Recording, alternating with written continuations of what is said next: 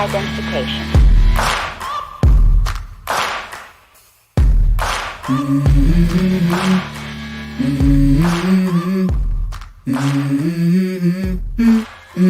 Let's go.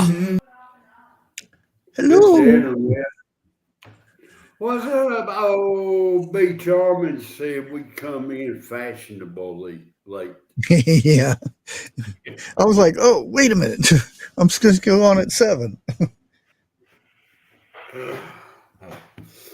Well, good evening to Chat and B, and I don't know who else.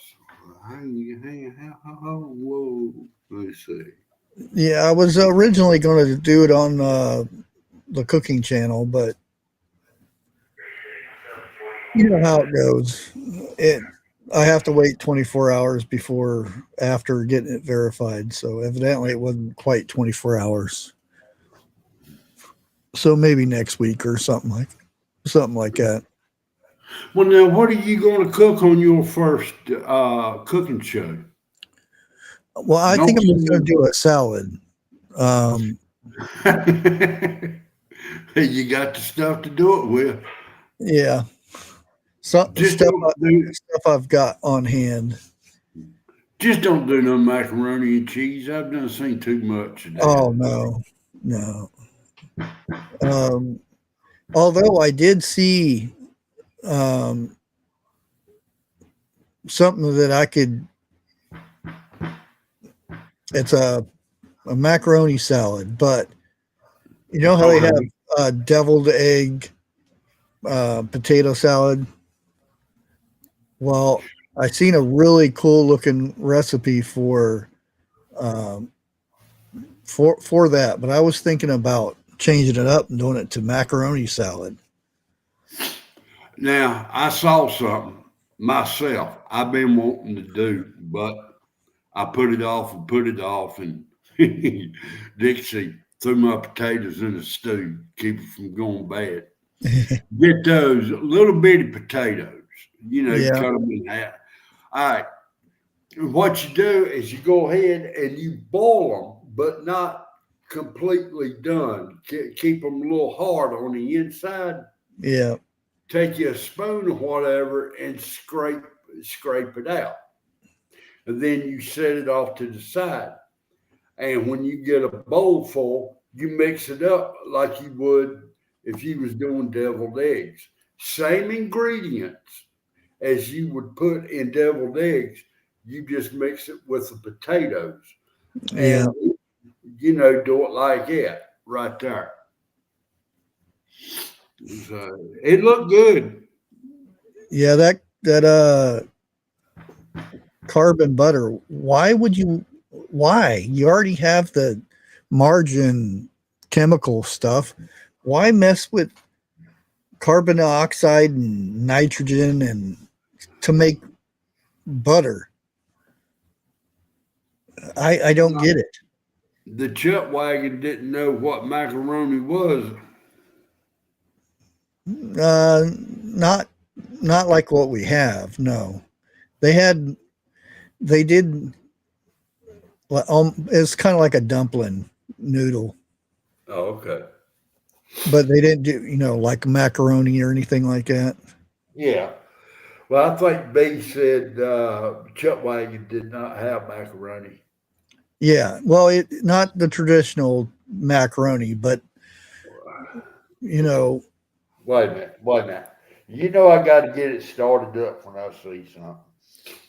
B, I didn't think you was that old, Chuck. You remember the Chuck Wagon trails. She gonna tear me up when she sees me. Yeah. Oh, hey, Greg. Thanks for the super chat. I appreciate it. They did not have macaroni. They had available. Yeah, like a dumpling thing. Yeah. She's mad with me. She ain't talking to me now. Well, the thing is with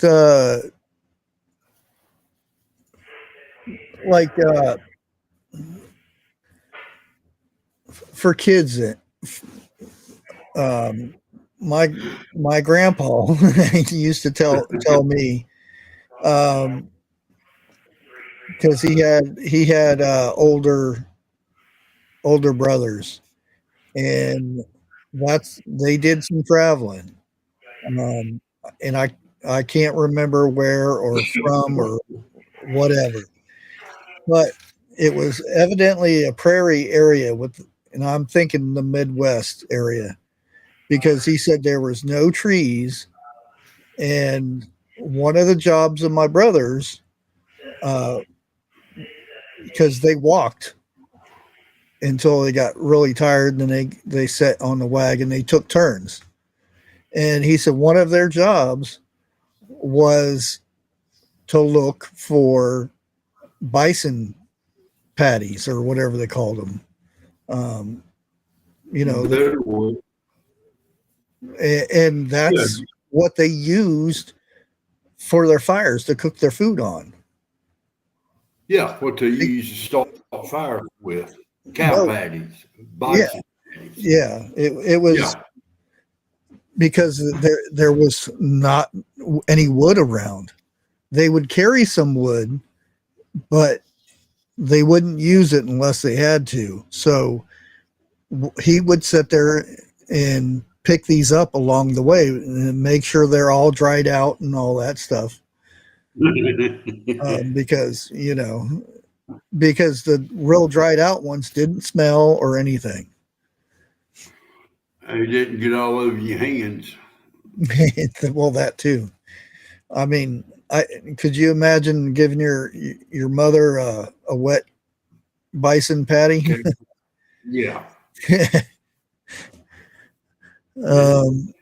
We driving cattle on the Oregon Trail. They probably didn't have to worry about that.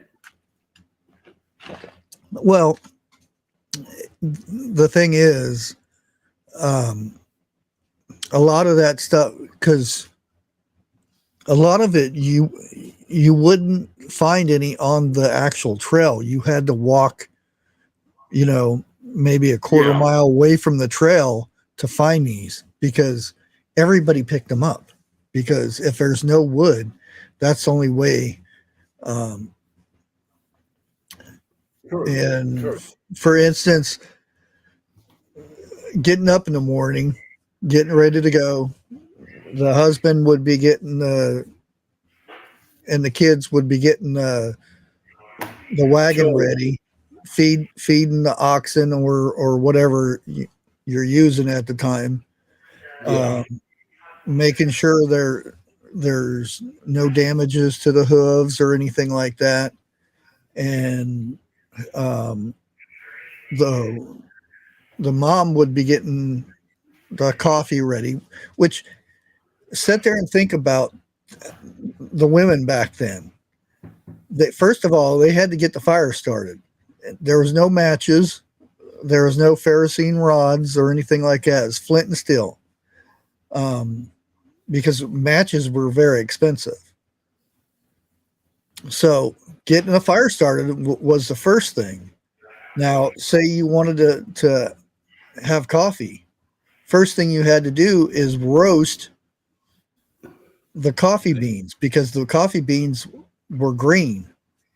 They weren't like the stuff that's dried out and you get to your home and you just put them in the coffee maker.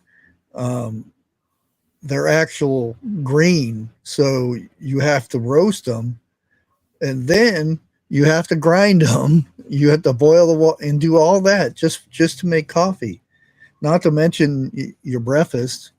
If you had chickens with you, you got eggs. If you didn't, then it was probably fatback, bacon, or beans for breakfast. Sometimes a cake or something. Or if it was raining to where you couldn't do a fire, hardtack, some dried beef or something.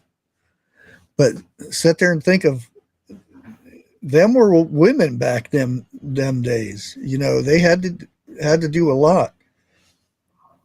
Not to mention those women back then, were tending a lot tending tougher. to kids. Oh yeah, Oh, cornbread and biscuits. yeah. And like I said, them women back then was a whole lot tougher than what they are today. Oh yeah, You definitely. know, Oh, you sit there. and all on leather, rawhide.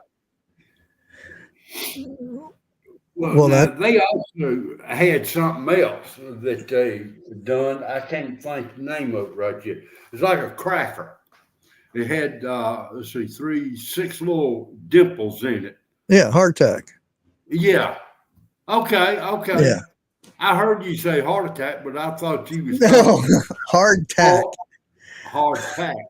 Yeah, not heart attack. I Maybe they thought got you a heart was attack from eating that bread. talking yeah, really. Yeah, if they had a cow with them, they could soak it in milk and stuff and whatnot. But oh, yeah. Oh yeah, men were men back then. Be charming. I've said it. Bushcraft has said it, and there's a couple more people that said it. Men today, think the men today who think they're men would not even come close to holding the candle to men what 150 years ago. Well, I'm sorry. just think about um, the said earlier the Oregon Trail. Think about that. That's they had to leave like before April. Yeah, If they didn't get past the Rockies, they're uh, snowbound. they were pretty screwed. Yeah. Uh, because yeah, they usually didn't make it if they didn't Well, get through there because it's hard to get through feet of no. snow with on a wagon. Well, now I don't know. Okay, but how long did it go? Did it take to travel from one part of the trail to the other part? I Six know mo- 6 months. it 6, but damn, Yeah, and they had, wanted to do uh, 15 to 20 miles a day, and they got up, you know, when it was still dark out, had the breakfast, got everything going, and soon as it was light, they were out, and then they would stop at lunchtime, not very long, and just have whatever's left over from breakfast usually, no, I and didn't then think they had lunch back yeah, then. I thought they went all day. well, And at nighttime. That's it when they. depends if they were behind or something like that, then yeah, because Okay. a lot of time they would stop at noon and because the to rest the animals and stuff. Plus, they would go out hunting and fishing. The men would.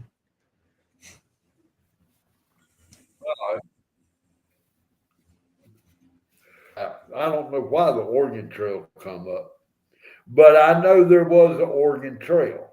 Oh The yeah, Chisholm Trail, I'm thinking went up from, for example, from south to west. You know, let's say like, oh God, oh, you're talking about Texas to Montana yeah, for the cattle trail. Yeah, right. yeah. That wasn't that again. That it's still a rough trail, but that's not as bad as the over the Rockies bit. Because No, I mean, you stop and think of because there's no roads. There were people that knew the trail and everything, and there you could see because you could see pictures um, of where it start around about where they start at, the majority of them, and you would see pictures of furniture rolled all over the place Oh yeah. because they thought they could take it. But people think these wagons are huge. They're 4 feet. If you ever see them, they're only 4 feet wide. Really? They're small in 8 to 10 feet Length. lengthwise. Well, now I'm gonna say a bunch of the movies I've seen where they've had to throw furniture out and stuff like that has Yeah, been either in the desert or has been like in the foothills. yeah, down Texas area. I'd love to go up through there with a wagon just to see what's left. Oh, that stuff is all deteriorating stuff with the heat in Texas. You may find, Yeah, uh, maybe. knobs and stuff from the furniture, But but I used to whenever the Oregon Trail, the video game, I really got into. I got so many books on this because it interests me so much that I read so much about it. Um, and now that I was sitting there thinking about the cooking channel, I was like, ooh, it would be cool. Some old chuck wagon recipes and stuff. Now, mind you, a lot of it was, beans because yeah, you beans you ate a lot of beans. and good thing they was outside. Well, Well, you think about it. If you had like 6 people in the family, now half of the wagon was food and tools. A yeah, lot of it, the tools were outside. Um, and I don't know if you've ever seen it, but they have this. Um, uh, it's a churn, but it's made for a wagon. You put the cream in there, and the motion of that going back and forth makes butter. By the time you get to your next spot, you have butter. um, I see if I can. I wonder if they tied it on the wheel. That way, No, when it just hung because if you seen old pictures, there was stuff hung on the outside, oh, the cooking, pots and the pans and all that kind of yeah, stuff, tools mess, and the whole mess wagon. shebang. Yeah. Well, now you do know when you get your cooking show up and going, you're gonna have to do some campfire cooking. Oh, yeah. That I was planning on doing some of that because bushcrafty. um, Yeah. and I don't think I'll even talk. I'll just go out there and just cook and Now, I know listen to the fire. do like art does. Now I'll send you a couple of eggs through the mail if you need them. You gotta cook I a had a couple of list somewhere. them eggs, Oh, okay. or Yeah, here I've here it walked is. past them. This was Oh no. this is the minimum rations for each adult. And this is each adult. Um 100 to 200 pounds of flour, Bedroll. 30 pounds of hardtack or crackers. Imagine that, 30 pounds of crackers or hardtack. 25 to 75 pounds of bacon, Really? 15 pounds of ground corn, a half a Mm. bushel of cornmeal. What that whoa, the ground corn. I Yeah. thought that's what they would use instead of the cornmeal. Well, there's you want both. Again, depending if you have chickens with you. Um, Okay. A lot Feed of times chickens. the ground corn is you have it with cereal or for cereal and stuff. Hey, 10 to 50 pounds of rice, which rice was not as cheap as it beans were cheaper. I'll put it that way. yeah. Uh, 2 pounds of baking soda. They called it I forget what they called it back then. Baking soda, 2 pounds. Well, Dang that's it. about right. 10 pounds of Hey, salt, 25 pounds of sugar, 5 to 15 pounds of coffee, 2 pounds of tea, 1 to 2 bushels of dried fruit. More than likely, it was apples. Um, yeah. a half to 2 bushels of dried beans, vinegar, butter preserved in a tin, salt, pepper, spices, lemon extract, and of course, whiskey or brandy for medical purposes only. Yeah, right. Hello, Miss Harvest. I hope you're staying dry. Where And you at? that is just for one adult. So if you had a family of, 2 adults and 3 kids, um, You had to triple, if not quadruple, all that. exactly. Well, except for the coffee. I don't know. Kids No, back in drink. um, coffee poured over bread, Okay. and sprinkle some sugar or honey over top of it. Dude, I've tried that. I damn near barfed on my first bite. And Well, did you try it with um, no, homemade bread or store bought bread? homemade. Okay. Okay, because they But say there's a coffee doesn't mix with the store bought stuff. shit, don't nothing mix with the store bought stuff no more. But I didn't know about the sugar or nothing like that. Okay. Yeah, Now, I don't know if anybody from chat has tried this or not.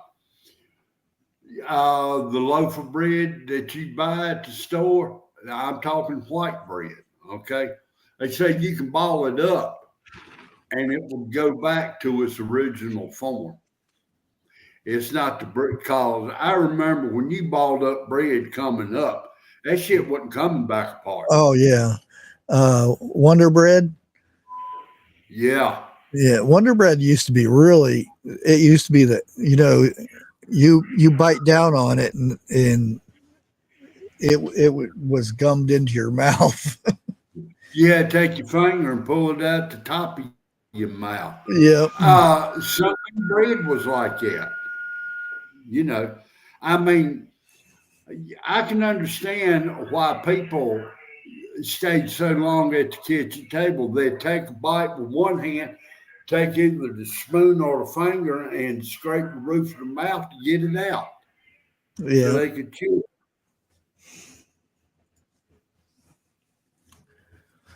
Yes, B. But Yeah. hello, Miss Dana. And I was surprised that you never had mush before. I ain't. I really ain't. Let me back up and repeat that phrase. To my knowledge, Okay. I've never had much. Okay. Now, mom and daddy could have given it to me when I was younger, and I didn't know it. Okay. Yeah. But any other time, not to my knowledge, have I ate much. Yeah. I might actually uh, do some up because I ain't had it in a long time. You can see it in the store, but those are full of preservatives, and it's probably been setting forever. Um, I remember when my dad would make it the night before, and he put it on a plate, and it would be flat. And then he would section it up and then fry it the next morning. Now, repeat to me again, what is mush? Um, it's just like a cornmeal. You mix it, you boil it up, and you put salt and stuff in it, and then Okay. you pour it and let it set overnight in the refrigerator, and then it doesn't harden up, but it stiffens up to where It it's gets good and firm. yeah, and then you just fry it up in bacon grease or something, and then uh, pour syrup over top of it. Like I said, to my knowledge, I've never ate none. Um, I don't know. A round one? Do they have another moon? They have so many moons. I can't keep up with them. My calendar says there is none, but on the 27th, it's supposed to be. I'm gonna say new moon or full moon. Yeah, Now well, the that 20. the one in June was the biggest one. Supposed to have been Yeah. for the year, which What harvest made moon? sense because it was the closest. Harvest is saying super moon, Is it a but super moon? my calendar don't have no indication of a moon. The closest one is 22nd for me,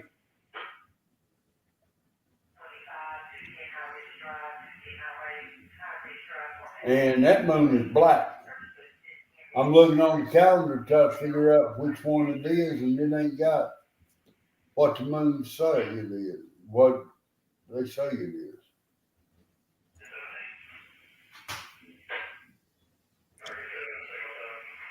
But you sit there and think about it. If you had to carry all that stuff, think of all how much that stuff is.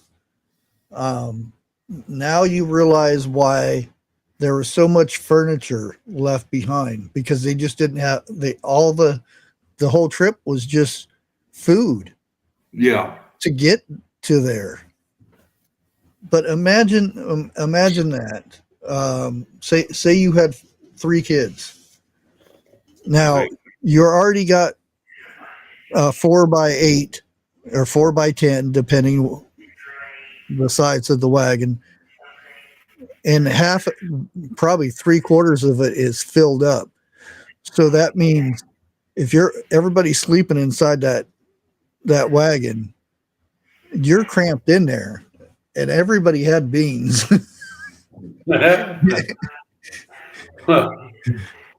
I'd have to take two wagons with me, one for food and the other one just for us to sleep in. Yeah. Well, I'd have to make some air holes in that thing. But imagine sitting there 6 months nonstop, every day, nonstop.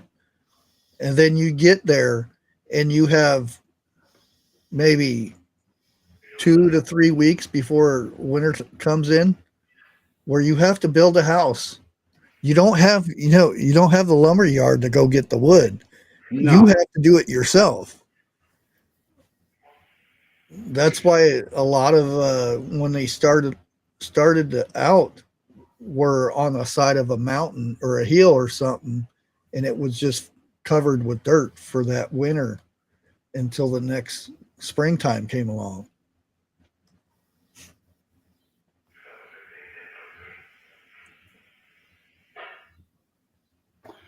I'd love to go to a ghost town. Now, trust me, I'm not bringing nothing back because they say a spirit could latch on to anything out there. And with my luck, I would bring back a whole family of spirits. So therefore, I'm leaving them. Now, I got who was it? Okay, Grace said you got to catch rabbits and squirrels along the way. Now we knew there were jackrabbits in that area. Now my question is this right here. If a person went out and hunted rabbit, did that one family eat rabbit or did they have to split it with the rest of the group? Um, Good usually, question. if it was just a rabbit or something, that was just theirs because it's Okay. not going to. There, it's not like one big old pot for Right. everybody. They may have had something like that for a celebration or something, um, where everybody came and got a bowl of soup or something. But um, now they did bring cattle with them for you know for eating, Yeah. um, milk cows. And beef. Well, there was something else they had to watch out for too. That was them old red skinned Indians, Oh yeah, because if you didn't watch it, they would take you livestock and then come back after you because they knew you can't run. oh yeah, But yeah. And think about Tornado Alley that they had to go through. What are you going to do? Hide under a blade of grass? well, they didn't have no shelters back No, then. they was Not out. out there in the middle of a prairie where there's no trees or anything. You wonder how many times um, those wagons got struck by lightning and stuff like that back then. Dude, I don't think I've ever seen a western where a wagon got struck by lightning. Well, But you, I've read a lot of stories of whole because it was safer to go in groups of 10 to 15 to 20 wagons because when it was time to settle for the night, they did the wagon thing, the circle, yeah, yeah, because they could be protected from all sides and stuff. um there's plenty of stories where tornadoes would lift up the wagons and people all together. um there's probably thousands of bodies along that trail that didn't make it. it is. Oh You yeah. know, and the bad thing about it is, from what I've seen and done a little bit of reading, when the wagon train, the last one to go through, you couldn't tell where the body was buried. That was to keep the dog or the wolves and the coyotes from digging them up. And Hmm. plus, they put rocks on top of it. Yeah. Everybody thinks that's for the gravesite. It had nothing to do with that. That's to stop the critters from digging the body up. Right. You know, Yeah. I mean, I can kind of understand it. They put it there to keep animals from digging you up, but also, hey, such and such person lies here, Yeah. like If there was even a lot of times it was just an object, an object of that person yeah, would hang on the cross, which was just two limbs from a tree. tied together with a shoestring. That's it. Yeah. I don't even think they had. Did they have blacksmiths on them wagon trains? Oh yeah. A lot of times. Um, some of those um, trails they would actually have a chuck wagon with them. Some of them groups, if they would, and it's usually like, well, you've seen, I don't know if you've seen it or not, 1812 or 1813 or whatever it was. No, I know Um, what you're talking about. I can't the get it. I almost said lonesome dove, Yellowstone. Um, I've seen bits and pieces of Yellowstone.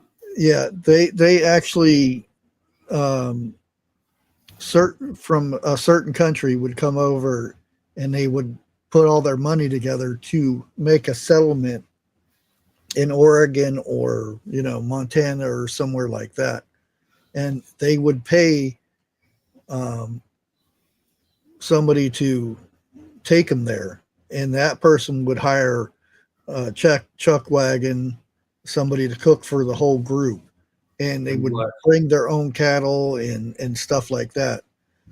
But even then, the people would still carry the food and stuff because that's a lot of food to feed like 10 wagons. dude, could you imagine? Let's say it's back in the late 17s, early 1800s, and you out there in the Midwest. How long it would take the supply to come from the east or west just to get to where you at, and the stuff they had to go through to protect it. Oh yeah, and you say in 1700 there wasn't wagon trails back then. Well, I'm But trying to go back as far as I can. yeah, there was. That's when Lewis and Clark was doing that stuff. Okay. That was they were setting the trail basically. They Yeah. wasn't intended to be a trail. That was just their way to get there. But still, after a town got built, I mean, there wasn't no trains that went through there yet. No. I don't even think a stagecoach would go through. Well, they would have stagecoaches from city to city. Okay. They wouldn't, it wasn't because again, that was 6 months. 6 months, 18 to 20 or 15 to 20 miles a day. And it's not like dun-dun, dun-dun, dun-dun. It's like slow moving. Yeah. I mean, you couldn't wear your horses out Yeah. before you got there. And a lot of times it was the oxen because Okay. because of the heat. Hmm. But, oh, Yeah, horses were mainly for speed, short range. The oxen was slow for long range. would you believe that there are camels out in the desert of Arizona right now as we speak? Yeah, well, they weren't here this year, but last year, they're from Arizona, and he raises camels, and Well, yeah. he said that well, he breeds them, and believe it or not, you can milk a camel, and Okay. it's very sought after because you make really good soap out of it. I don't. That's got to be something interesting to. Well, see, what got me on that subject is I remember that the army, when they was still on horseback and everything, that they was trying out camels to go through the desert and everything. And I think the war between the states broke out, and they turned the camels loose out there.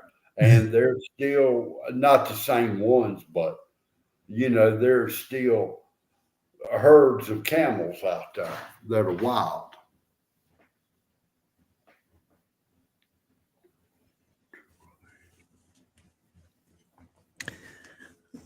Uh, one one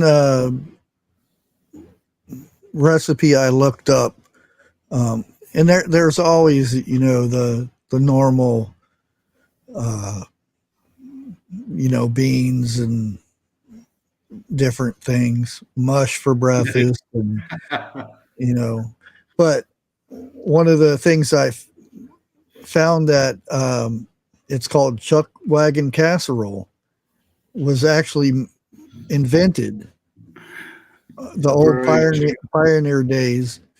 It's basically chili, and you bake it.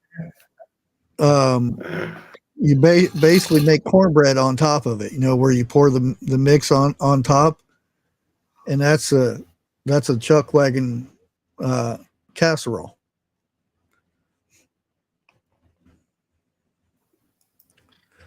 We got baby goats out there. Do you? Just pulled up. Grace got back at me. Did you see that? What's that? What Grace said. Well, Well, you were alive back then with those wagon trains, Jeff. Tell us all about it. Touche, Grace, touche. I'll give that one to you. Look, I'm gonna leave you for a couple of minutes. It looks like okay. you're having a little bit of a problem unloading. Don't forget your tea. I never forget my tea.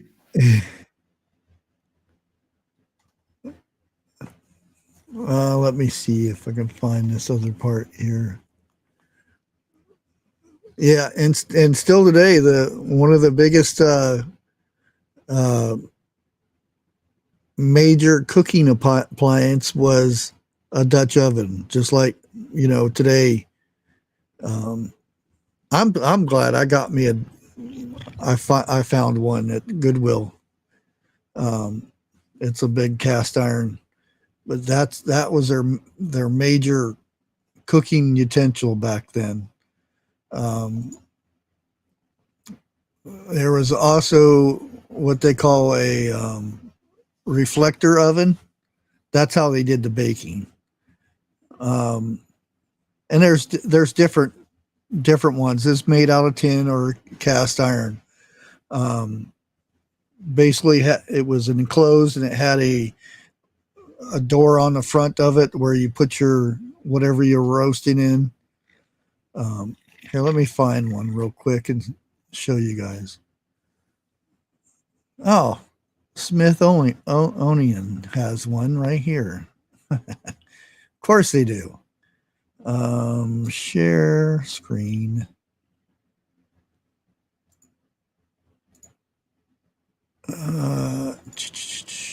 Showing screen. Oops. There it is right there. And these little guys, well, this one right here, it would stick through there and you could roast stuff up on it. What else? It has, they're the same thing, aren't they? Oh, it's the backside. Yeah, there's the backside where you'd stick the poles through it to put it up and down on the fire or the coals or whatever the case may be. There's the door that's open. Yeah, a lot of times you just place it over top of the coals.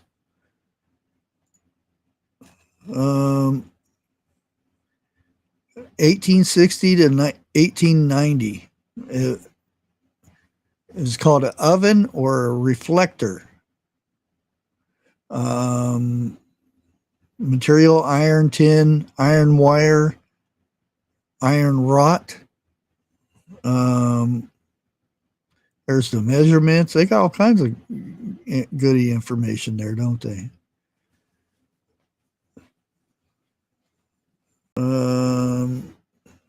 See more into home and community life. But yeah, that's what they used to do. Their baking and stuff. You know, kind of a portable looking thing, I guess you would call it.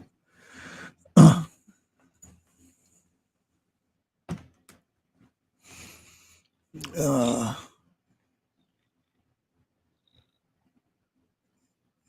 share her milk. Oh,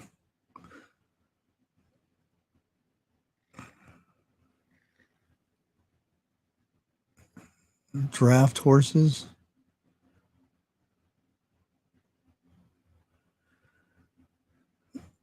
Yeah. Yeah, but the camel milk soap is very, very expensive.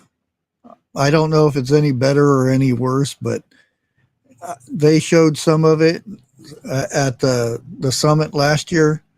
Um, I was surprised they didn't have the animals this year, but the I don't know the hide, the fur, or whatever the camel has, the hair. They can make that into yarn, so they can be made into blankets and stuff, and that's very sought after too. Um, a lot of interesting stuff they make from camel. Okay. What else did we have on here? Yeah, here it is. Women rose before dawn and started the day by reviving their prior night's campfire from the ashes, if they did. With the firing pan, they would roast green coffee beans. Yeah, see, there it is.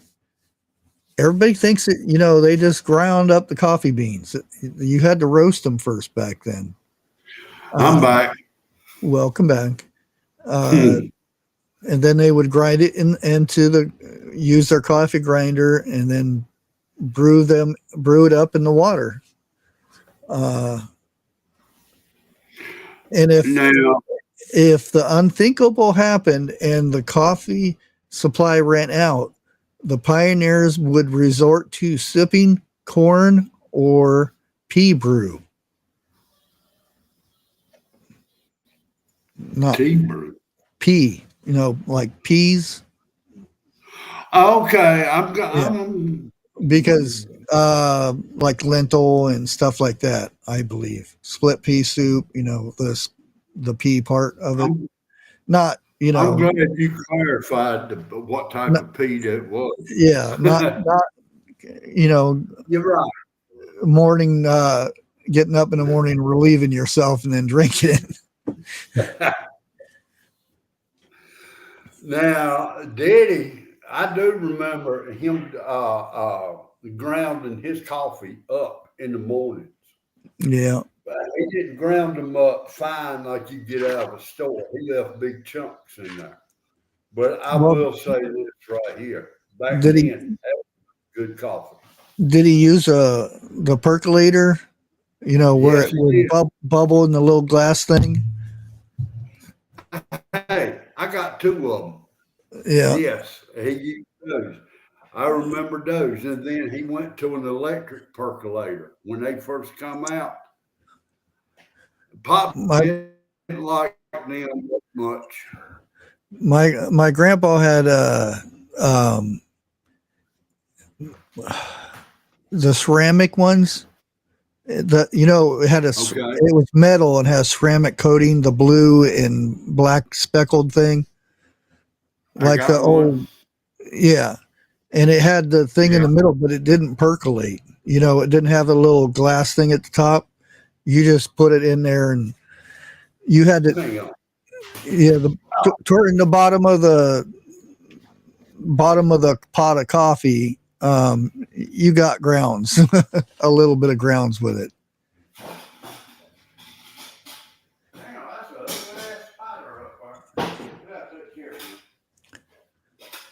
All right. Now, this one right here, when the power goes out, is one I normally use. Right now, I got to clean it out. It's a little bit dirty. All right. Okay, now. Hold on, Jeff. Wait until your connection kicks in.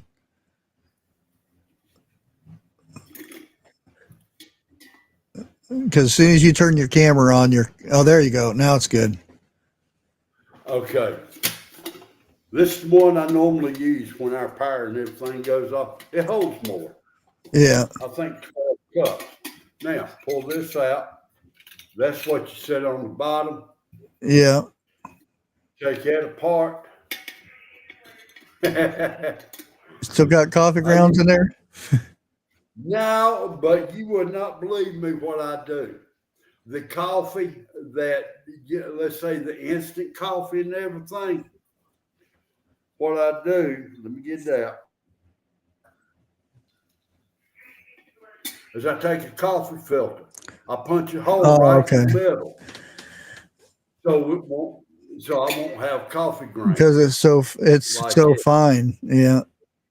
Yes, it is. Now, let me get this back together. I mean, it perks and everything like it's supposed to, but you don't have the glass. Okay. Yeah. This one, I do not know how old it is. Oh, yeah, that's an old one there. Yeah. Now, it's got the glass top. Okay. Yeah. And it's also got the same thing, like that right there. And you clean it, it comes apart. Yeah. And it, truthfully, it ain't supposed to, but it do. Oh. I don't think I've used this in quite a few years. And the reason I put it up is because on the bottom right there, it looks like a hole is trying to form in it. Yeah. That's like on my my older water bath pot. It actually sprung a leak. And now, if I look, JB welded it. Oh no. Now if you'll look on the bottom right there where it's black, that's not dirt, that's not grease. That's where it was set on coals to get hot and everything. Yeah. And that's what, I mean, this one, it's definitely well used. And I cannot remember where I got it from. But tell me I'm not set up when the power goes out. I got a grill. I got a gas grill outside I can cook on. I've got that one little burner stove, less than $20 at Walmart. It takes little round cans of gas. Yeah. And plus I got 2 camping stoves that takes the big green bottles of gas like that. And if it's dry, I got a front porch full of wood. I can make my own fire. You ain't got kerosene stove? I got that too. Oh, I got a kerosene. So I used to have that, not anymore. Hey, Bob. I want one like Grandma had. The metal one. The one that you can cut, you can get within 5 feet of it and it would burn you, like that. I'm talking about heating the house. Oh. Because if you did it just right, you could set a pot of beans on top of that thing and it would cook. I also got a wood stove in there I can cook on. And it's operational. So, like I said, I'm set up. Me and the wife, now, unless we get ice storm about 100 below, we'll survive.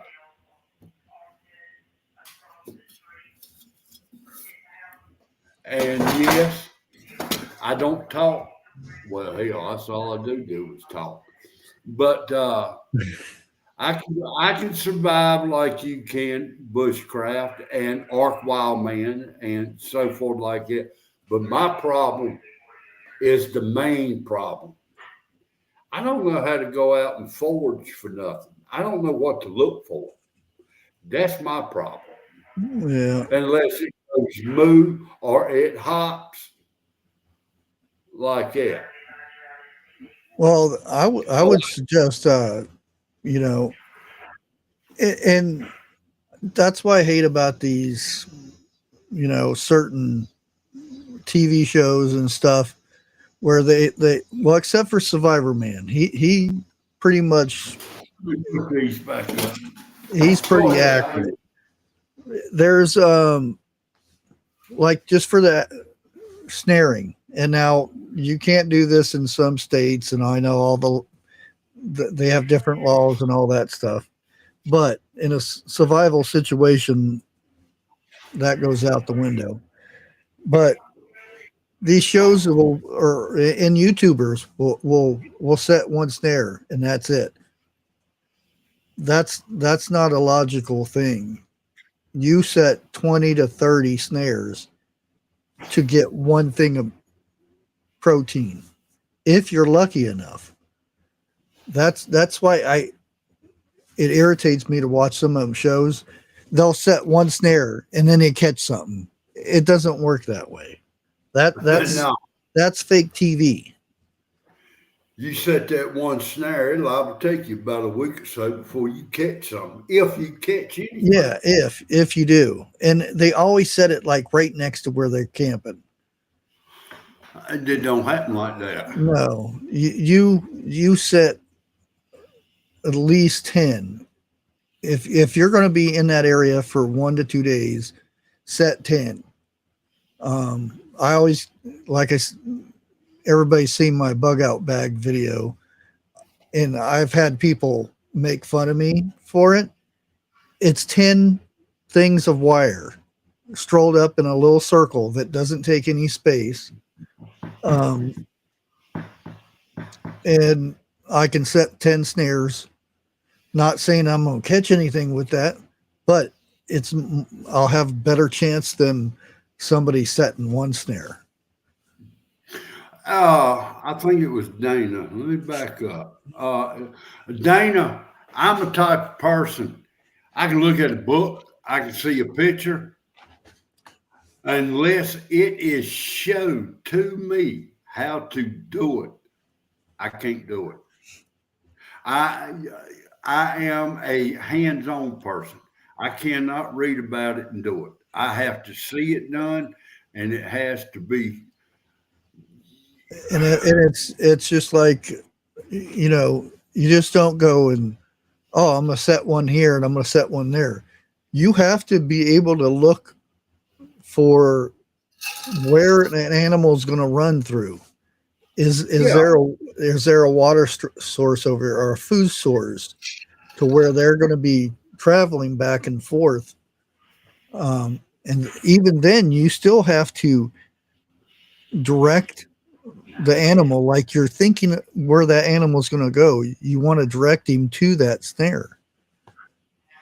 Yeah. You put sticks in a certain way. There's so much you got to do. You just don't go and, oh, stick this against the tree and, oh, I'm going to catch something.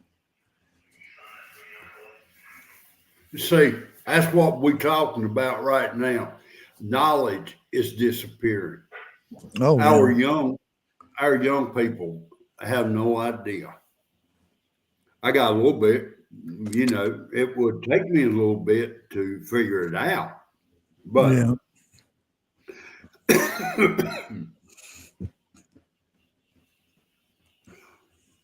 how many days would I go before I ate something, before I figured it out?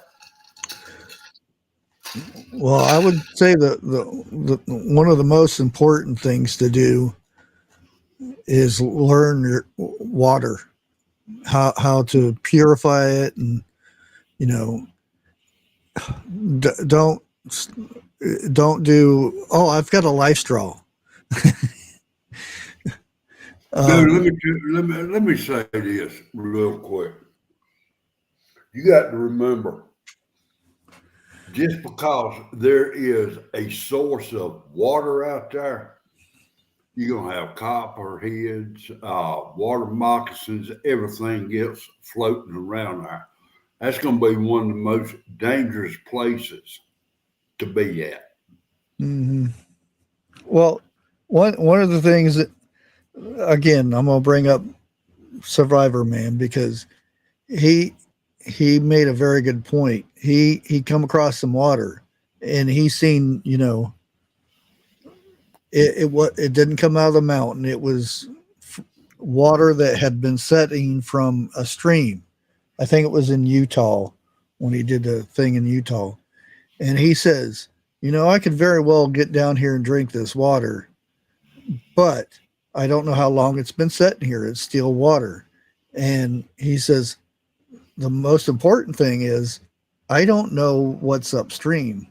And he says, you know, this stream might have dried out a week ago, but there may be dead animals or there might be coyotes taking a dump up there. And he actually went upstream and there was a dead deer in there. And he said, if I would have drank that water down there, I could very well, you know, not made it. And he says, unless you know what's upstream, always use caution. Even if it's, you know, a mountain stream, you don't know if that mountain stream is coming from a beaver dam.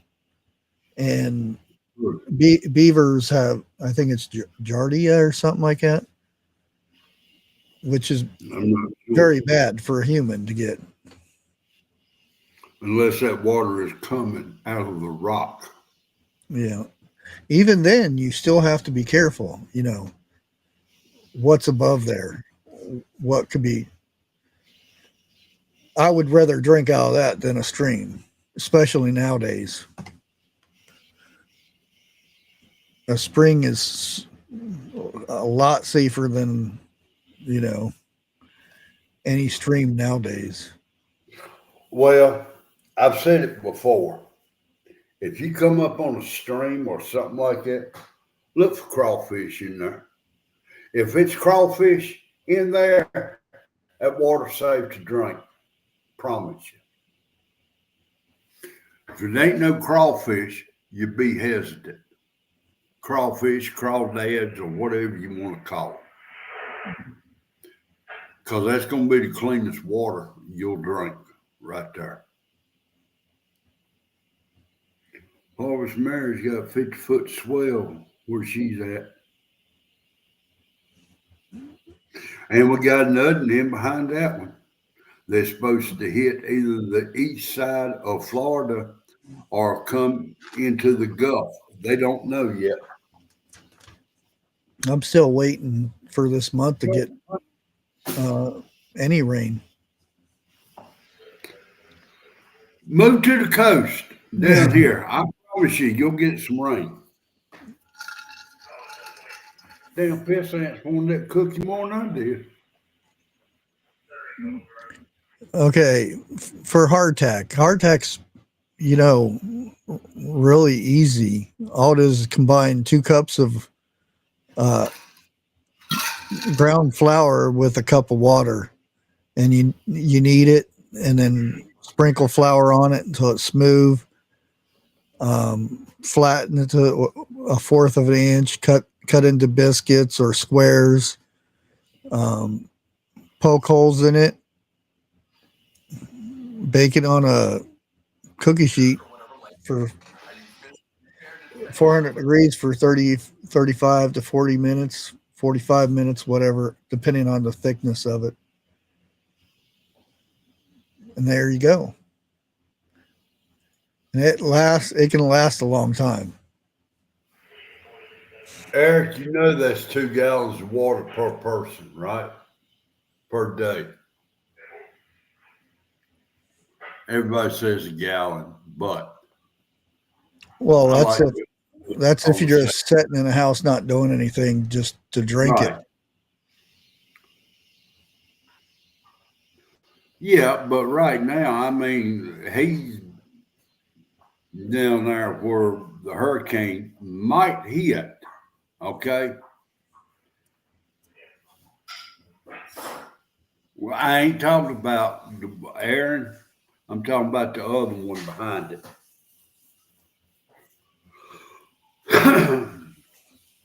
What is the biggest hurricane you can recall on the East Coast, Bushcraft?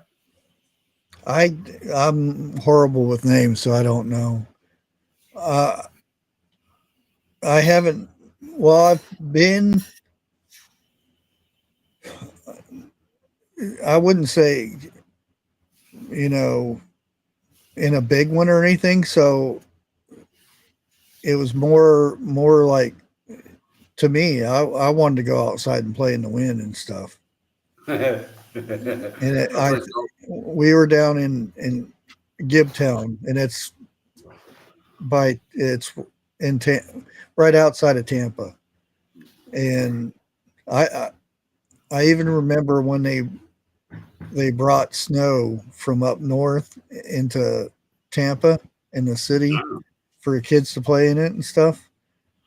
But um, I don't remember the name of it. All I just remember is sneaking outside and jumping into the wind, and it would blow me backwards. And I'd run up, like the weatherman would walk. It's really windy out here, and I would jump up, and it would throw me in the back, and it was Well, fun to me. the reason I ask is because Aaron, I mean, from edge to edge, you know, like from north to south, east to west, that's got to be one of the biggest storms I think I've ever seen. Think about Now the one I went and cleaned it. up Florida for Katrina was 2 months. huge also. I wasn't in it, but I cleaned and found out that you don't go into the swim pools after a hurricane. Snakes and gators and them things. No.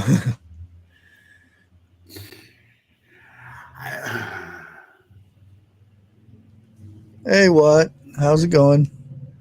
Oh, hey, sir, I didn't even see you. I'm scrolling back here.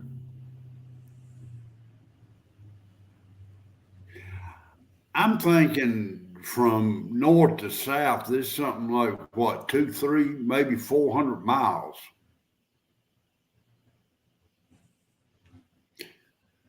If the eye was sitting right off the coast of Carolina, it would go well into Tennessee. I'm talking the outer bands and everything. Okay, here's another recipe. Okay. Have you ever heard of potato pudding? No. It's another thing that they used to do. Boil and mash and cool 3 large potatoes. Mix with 3 egg yolks. When blended, add 3 egg whites, which have already been beaten, and combined with 1 cup of granulated sugar, a fourth cup of flour, a teaspoon of salt, 1 cup of cream, and half a squeezed lemon, and the grated rind of the lemon. Bake in a buttered dish at 350 until firm, about 30 minutes. Serve with sugar and cream, may top with fresh sweetened and crushed berries. Dude, you're going to have to make it on your cooking channel. I don't know. I'd give it a try though.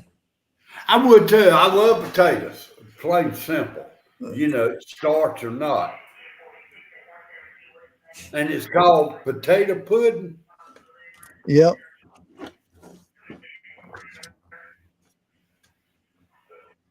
Huh. Okay. Dixie, we're going to go buy a 50-pound bag of potatoes come payday. You've got that recorded dry canning potatoes, right? Yeah. Okay. because I'm going to retry that over again. I mean, I'm sorry. What I did, no, I had to end up tossing all of Hmm. it. So I'm like this when it comes to me canning food, if I got any doubt, I throw it out. Plain simple. And the way some of those potatoes looked, I no.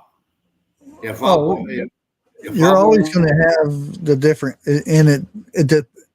A lot of it depends on sunlight. I've got one jar that's setting up in a cabinet that the sun shines on, and it's already changed colors. Now the ones I got in the basement, they look like regular potatoes, just been cut open. okay, okay. Well, But I'm gonna have again, there's nothing wrong with it when it turns. It's just the sun, the rays of the sun that turns the color of the potatoes. look. I'm gonna put it to you, plain simple. All right. There's two of us here. Me, I would have tried it just to see what would have Yeah, happened. The other person, kind of every time she walked down there, she would mention, "When you gonna throw them out?" So, and I got to looking at them. And I kind of agree with what she was saying too. Okay,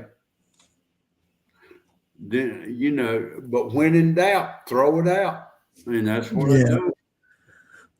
Well, if you ever get where you watch a lot of TikTok, and watch Sarah's when she makes her food and stuff from her the because she just made, I don't know how long ago, beef stroganoff, Okay, and you watch her. The cream of mushroom soup that she made, and the roast beef, and the whole shebang, and the vegetables all came from the what she can. She'll pick up that thing and shake it around, and she says if it doesn't pop off, then she'll use her key to open it up, and then she looks at the lid, and then she gives it a smell. If it's a sour type smell, then she don't touch it. But she said very, very, very seldom does she throw anything out that she cans.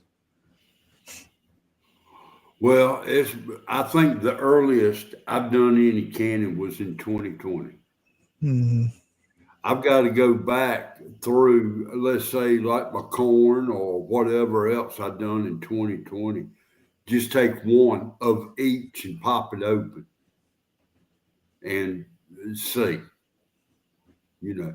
Yeah. Now, look, when it comes to corn, I can eat corn straight out of the can. Don't have to heat it up or anything else. There is quite a few of the foods I can do that with. Well, Uh, if it comes from a can, it's already cooked. yeah, more than Yeah. likely, you know. There's a video going around right now that is freaking people out. There's an old lady that's taking a jar out of the canner, and she puts it down. Now I don't know if she drops it or what, It but as soon as explodes. she sets it down, it explodes. I saw that. Okay. Now I instantly seen, because I went and slowed it down. I actually watched it on YouTube, not on TikTok. Um, I slowed it down.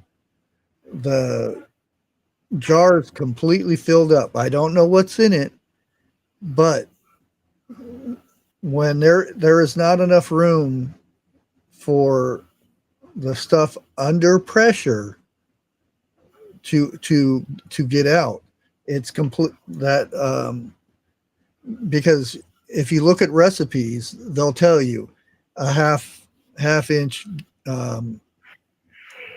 what you call it, um, Headspace. yeah, headspace, um, or an inch or whatever, depending, because your jars have that one line at the bottom, and then if you the the where you screw the lid on, it has another measurement on Hang there. on.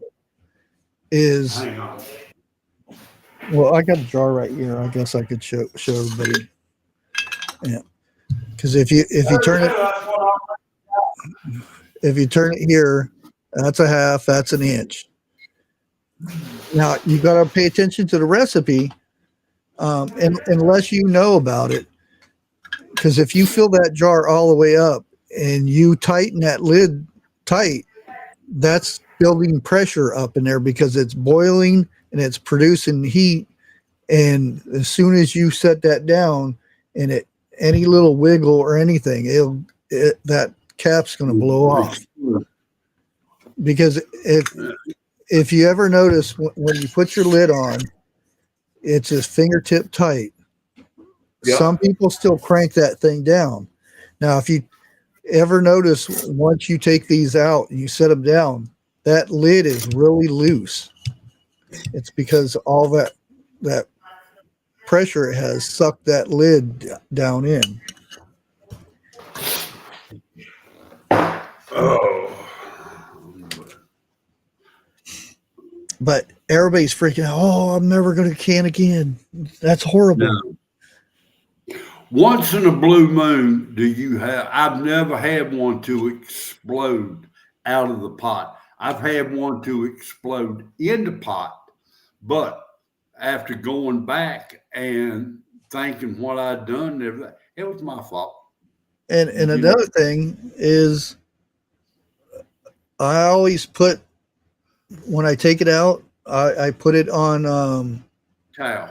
a towel. You never touch it to something hard, because just a little ting can make that go. Now I thought she set hers on a towel.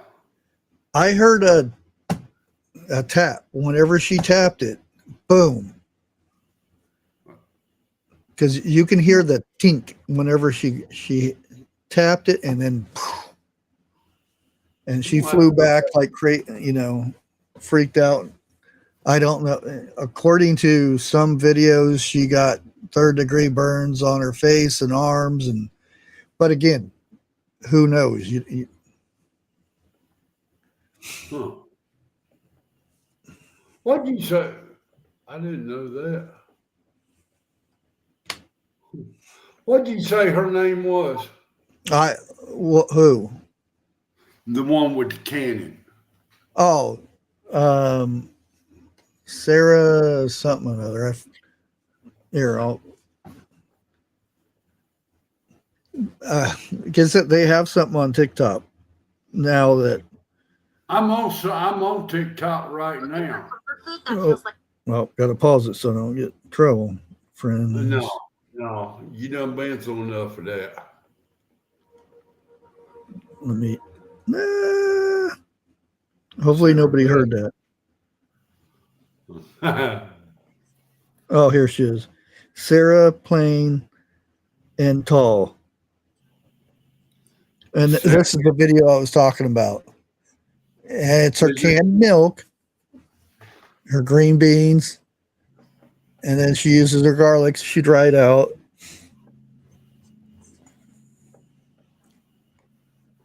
No, I don't want And to. see how she's doing that. This is all the stuff that she's going to be using to make her beef tallow and the whole shebang. Let's see. Do you have to put hashtag in front of it? No. Okay. But I don't know. Can you see her name right there? I don't want to show too much. Come on, focus up. Sarah Plain. Yeah. Oh, there it is. It popped up. There. Oh,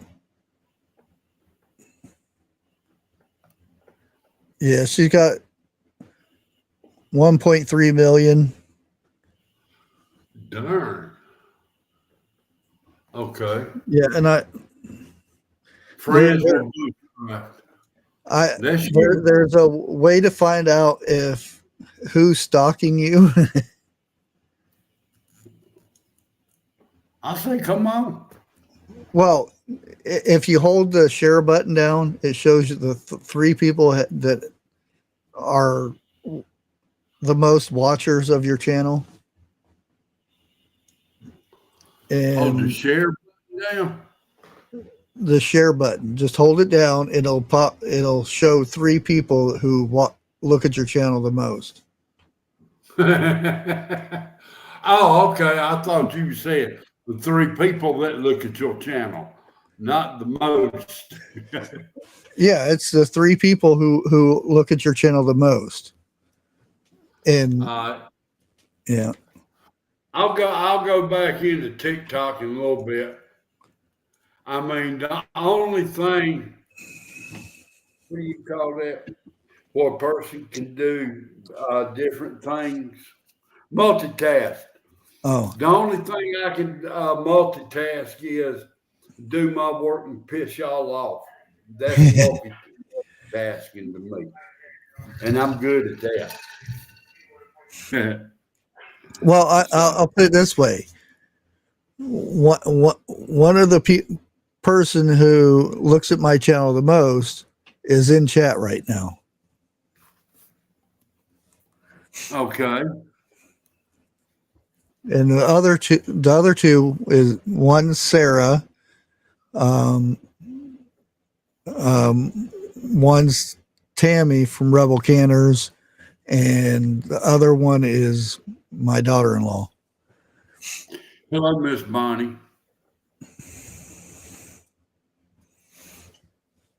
Man, I've got to get in touch with Terminix. I know everybody has got problems with ants this year, but it seems like them dead burn little boogers are taking over my house. All the little ants. Yeah, we also Yeah. have fire ants all around us too. And I've been to Tractor Supply and got some ant poison. Dude, I swear to God, it looks like they coming with a plate in their hand for more of that stuff.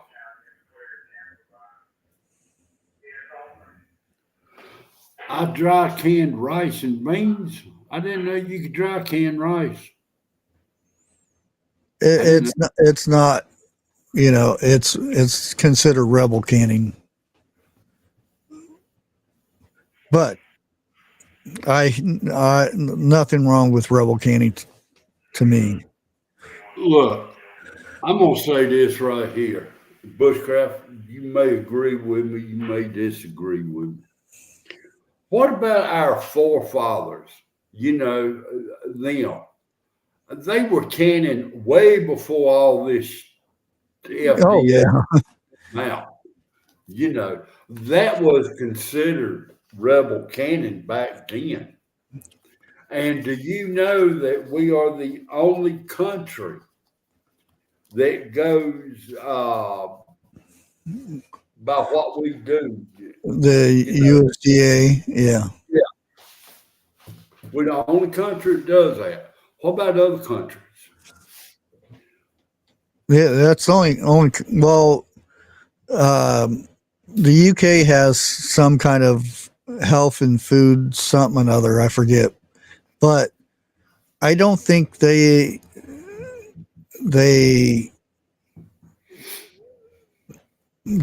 put so much on it like they do here. Well, and I wish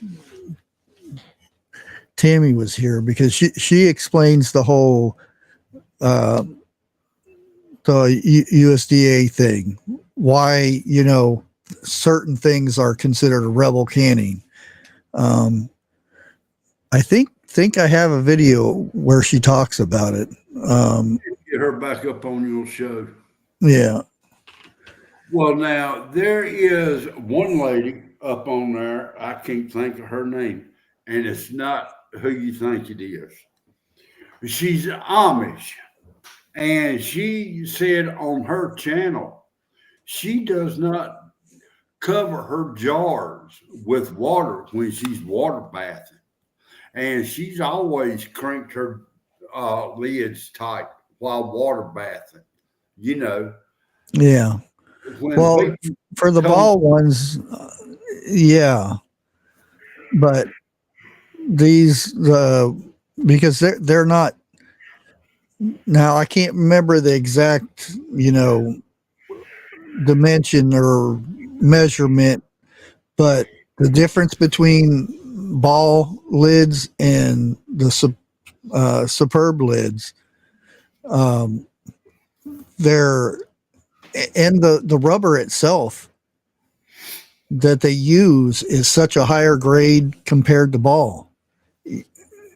All the little things that is made, even here, let me get this lid real quick. I've talked about this so many times, and I've heard other people talk about it. But you have the coating on the back of this. That is the thing that protects uh, the food from eating into the lid itself and breaking the seal.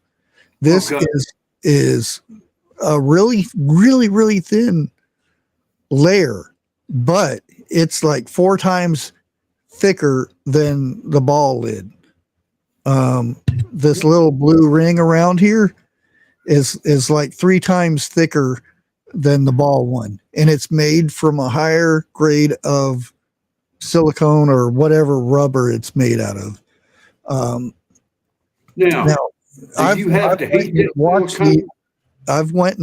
these things being made, and he's explained all the technical terms that I can't remember, but some of the stuff that and the metal comes from the United States. It's metal from United States, so you already know it's better than the recycled crap that ball has. What were you going to say, Jeff? The rubber gasket on there, does it have to be heated up It before it depends. seal? Some people say that it has to be heated up. Ball says it does. Superb says it doesn't. Now, the only ones I've ever used is ball. Okay, Yeah. I mean I still got a drawer full of them, plain and simple. But when we was having that hard to find lids and jars and everything a couple of years back, I got what I could. And as soon as I popped them out, I could tell there was a difference in the way they made. All Hmm. right.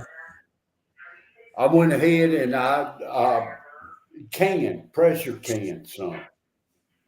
There was 4 in that batch that would not seal or did not seal. And I mean, I redone it over. It would not seal. So I threw the tops away. I got some of my old tops and I recanned it. Okay. They took good. That was the older version back in 2020 before they had a run on everything. Hmm. But the tops, the cannon tops, you can feel they a lot thinner. They are a Oh piece of yeah, crap. yeah. Plain and And there's also, let me see if I can find her page real quick. And I know she's not going to mind me sharing her stuff. Um, simple. let Who's me your find that. woman? Oh, she's live right now. Oh, is she? Yeah. Oh yeah, it's Monday. I forgot. Yeah, she goes live on Mondays. Can't you interlink with her? Huh? Can't you interlink with her? Yeah. No, no, it's two Okay. different. If we started on the same one, yeah. Um, and she starts at 8. So let me Well, see it. now I know we used to before Yeah, but you have to everything. start on the same one. They have to, and that's StreamYard too. Yeah, here it is. Let me pause it and share it real quick. Okay, dokie.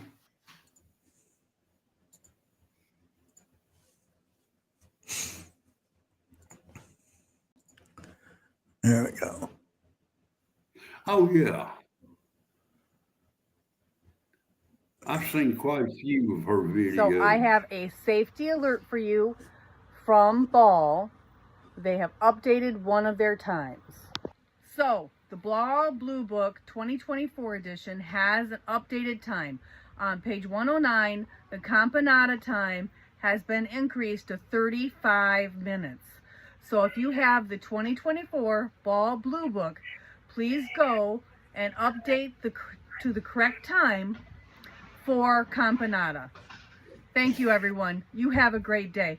No, no, I don't have that. Yeah, if you go to the Ball website, they do uh, update things quite a bit. Um, so if you have their book and you go to the website and look at some of the updates, alert updates and stuff, it's a good idea to change the times and stuff of that stuff. The moose. Hello. Hey, the moose.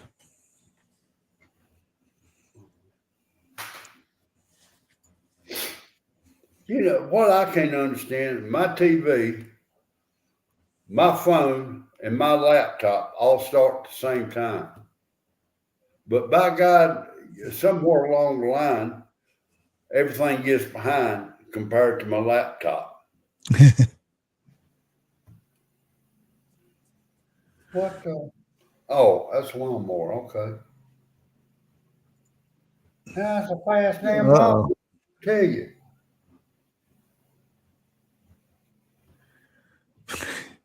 Huh. I know she ain't more in my driveway. You never know. No. Maybe one of her youngins is. Now, let me see. Now, I think possibly the Vineyard Chicks might be live tonight. Really? At 9 o'clock? Possibly. And again, don't know until they pop up their live because they don't schedule anything. When did they change that? Since they've been busy, For because that. Okay. their lives as soon as the live is over, they delete them Oh, really? because it's music.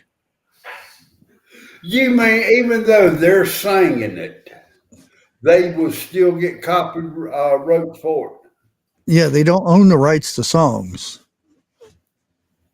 You, I mean, I got in trouble one time for Eric singing a song. He was, I don't know if it was humming it or singing a little bit of it, and they and I didn't even know it was that. I went because I thought it was a video I played, and Right. because it gives you the time and everything when it happened, and flipped it over. It was Eric singing. I'm like, are you kidding me? And it was like maybe 3-4 seconds long. Damn, that AI is not slow, is it? Nope. Darn. Well, that means I can't do no humming or I sure ain't gonna sing. Y'all don't like my singing. Dixie says I sound like well, she says a cow pissing on a flat rock sounds better than me singing. See, did you hear in the background? Yeah. I'm into that. Trying to find that image of.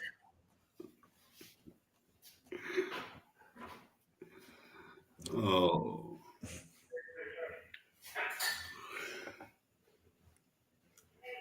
Yeah, here it is. Open a new tab. For the last 2 or 3 days, it's been them days I just cannot get enough sleep.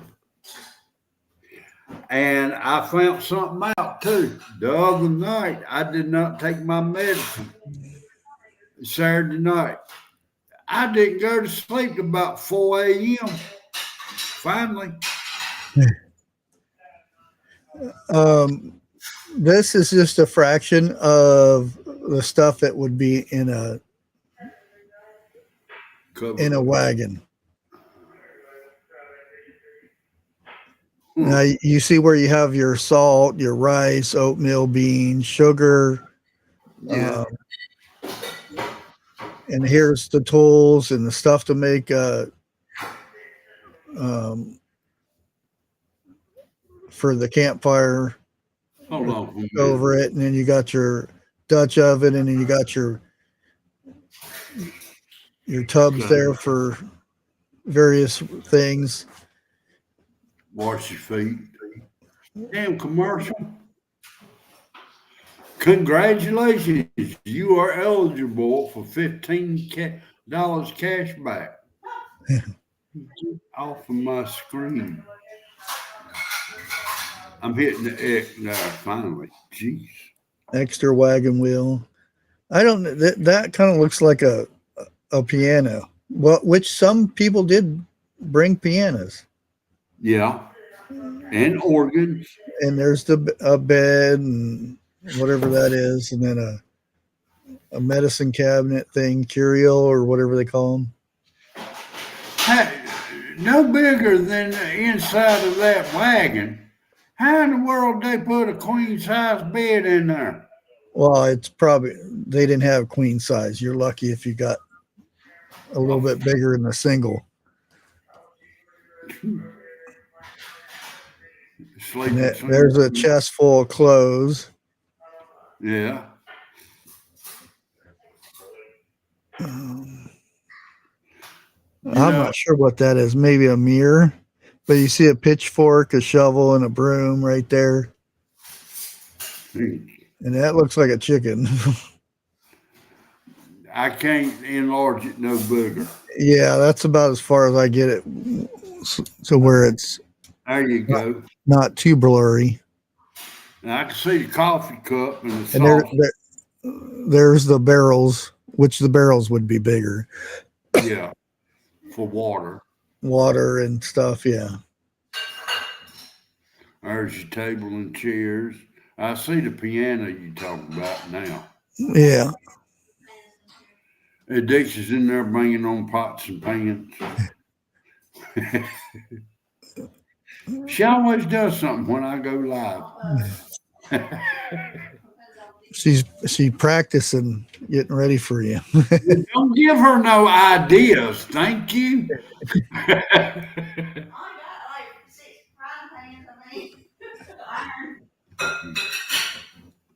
Yeah, we need, let's see, 6 cast iron frying pans, a cast iron teapot that works, 2 Dutch ovens. I have a couple more things. They're out there in the building. We don't use them. But hell, pockets on the tarps. I don't know. Well, they hung stuff, on the inside. There was stuff hanging up. There was stuff hanging on the outside and stuff. So I don't know if it would be.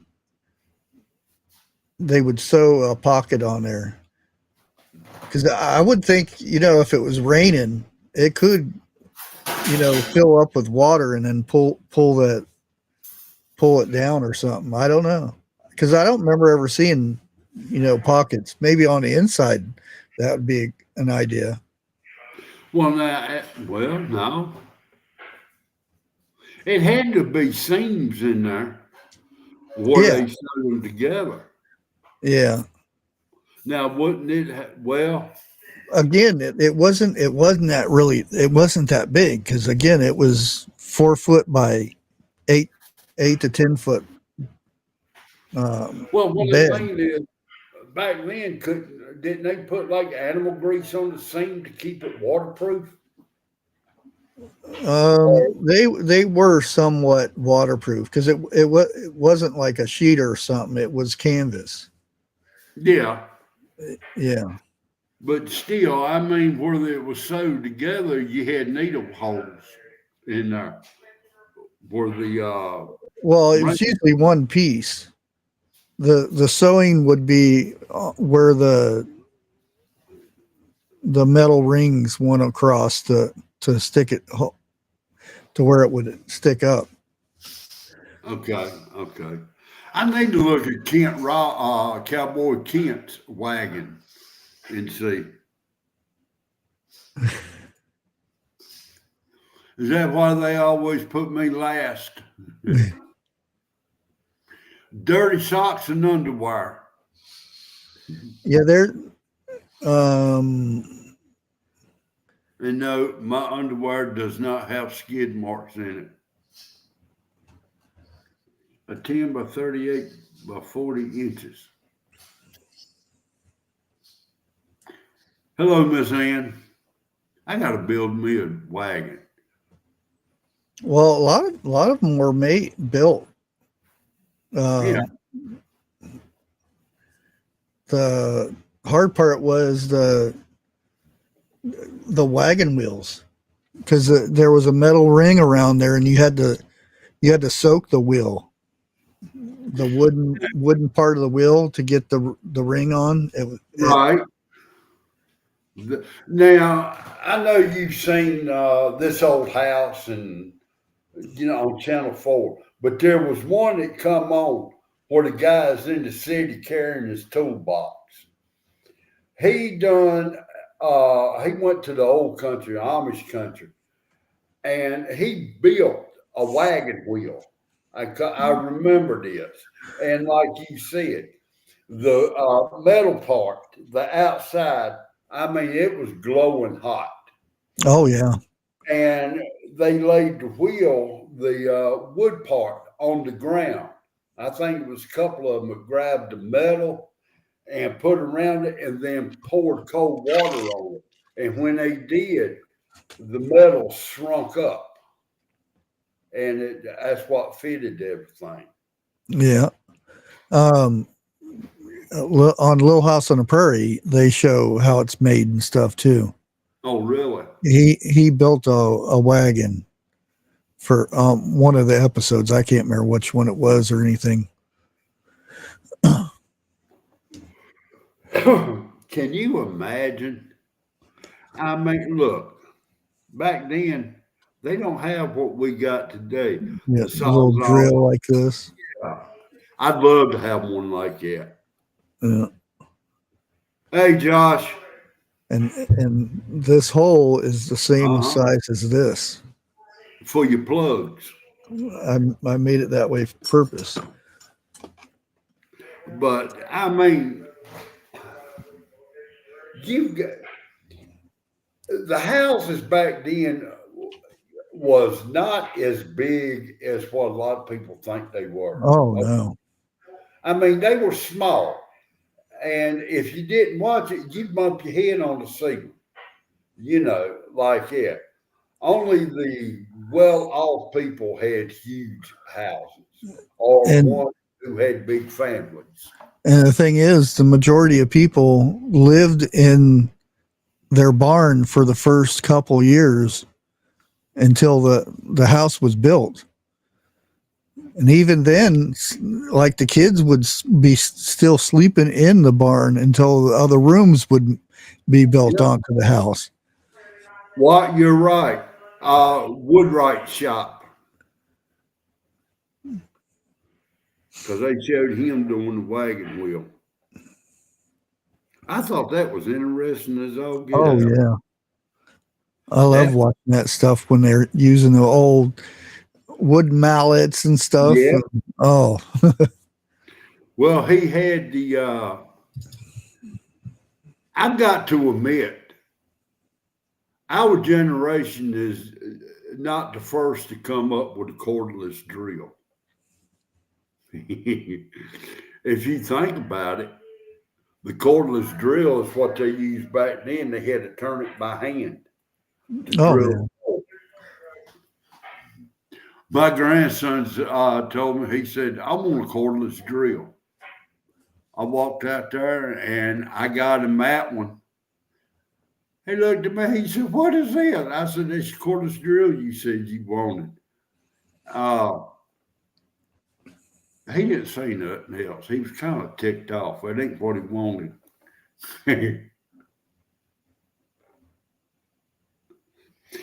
How long do you think, seriously, it took them to build a log cabin?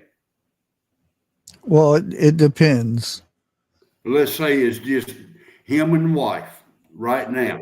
They're Well, planning. I mean, depends what type of cabin. It could be, wet wood and the whole shebang to put a shack up to live in through the winter and stuff. And again, they would cut trees down and strip the bark off and burn the logs. Right. That is the fast way to where it'll keep the bugs out, and there's going to be shrinkage and stuff when the wood starts to dry out. But that's the fast way of doing it, and that's how they would they'd build their first place to stay in, and it was super small. Everywhere when it was nighttime, everybody was sleeping pretty much in the same room. It wasn't, you had a bathroom here and a kitchen here and a dining room. It was one big room. Well, now you mentioned something I almost forgot. You talk about stripping bark off the wood and burning it. Yeah. The reason they burn it was to keep termites off of it. Yeah. And it, when you burn wood, it creates I don't know, creosote or something that stops it from decaying. Okay, that I didn't know.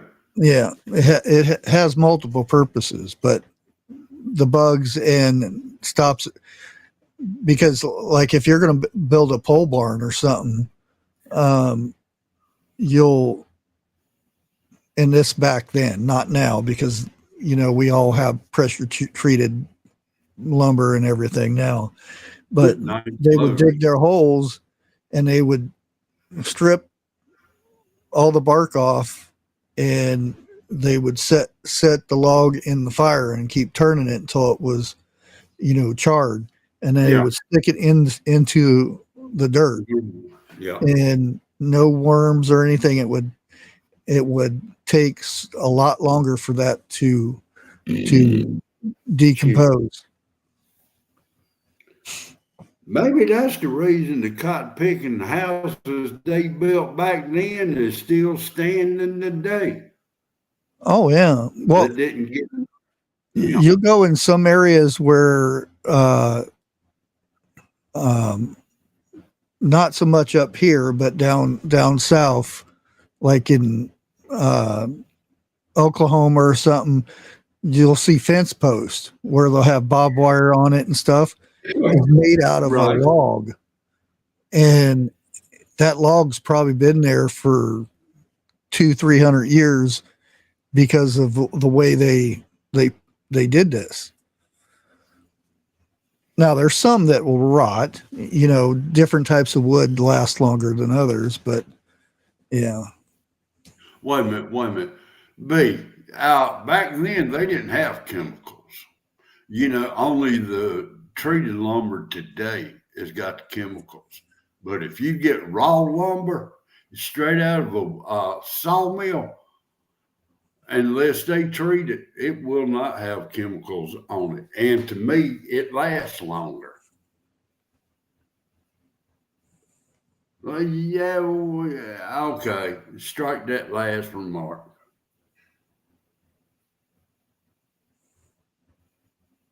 Yeah, Yeah, cedar posts around here. cedar. And what is that wood that's down in Oklahoma and Texas? It actually sparks when you cut it with a chainsaw. It's like a yellow wood, Yellow orange. Yellow pine. No, it's not pine. Now, wait a minute. Hold on. A yellow pine is some real hard wood. Not like this. This is some wicked stuff. It ain't locust wood, is it? No, no, it's not mesquite. Mesquite. Oh dang, I wish I could remember the name of that. But usually they'll skip it if that tree has to be moved or something. Yeah. It's something they don't want to touch because it is like it's like cutting metal. As soon as you cut this tree down or whatever, you have to sharpen your blade up. Petrified wood? No. Yeah, I think that's it right there. Wait a minute. What's that? The orange. Yeah. If you can get some, how much would that cost a board foot? Oh, you wouldn't want it's horrible stuff. Arms Family Farm, he had to cut one down where his fence was going. And it grew into his fence and stuff. And you could see sparks flying off of that thing from his chainsaw. And it just, he said it'll burn, it'll mess the bar up and everything because it gets so hot and it's so hard to cut.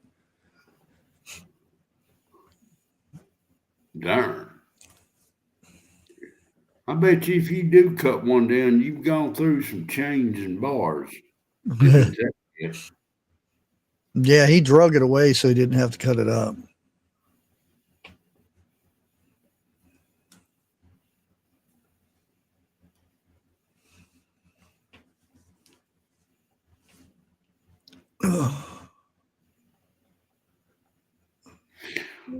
And I do know if you want a tree dead within a year, take a chainsaw. Don't go deep into it, but go completely around it.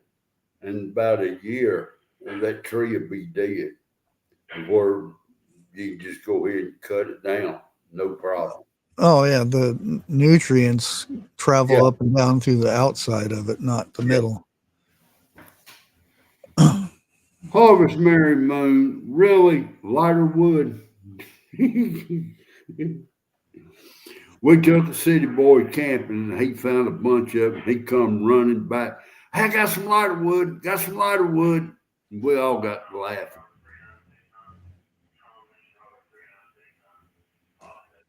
Yeah, let me see. I don't see nothing set up yet, so I want to do some woodworking with some cypress trees that's being submerged in a lake or water for 30 or 40, well, 100 years. A couple hundred, yeah. Man, you can make some money off them logs, so. Yes, you can. I seen a show where they were going down in this lake where they used to run the logs crossed and stuff, and they said a 8-foot section is like 20 20 to $30,000. God, Like, holy moly! And that was a while ago when I seen that show. I can just imagine nowadays. I just don't have the knowledge to do the carving and everything to make it worth a lot of money. You know, I can make you chairs, I can make a bed. I Hey, have yet to make it. Oklahoma gal. Everybody's coming to the East Coast. See, even Oklahoma people coming out here. Hey, you picked a fine time to come out here with that hurricane. Maybe she's like you. Maybe she got a Supergirl outfit on and thinking she could fly in it. Wait and see if the girls pop up real quick. Uh, Yeah, they've been just going live, so I don't know. well, you got their number. Call I don't like bugging people. them.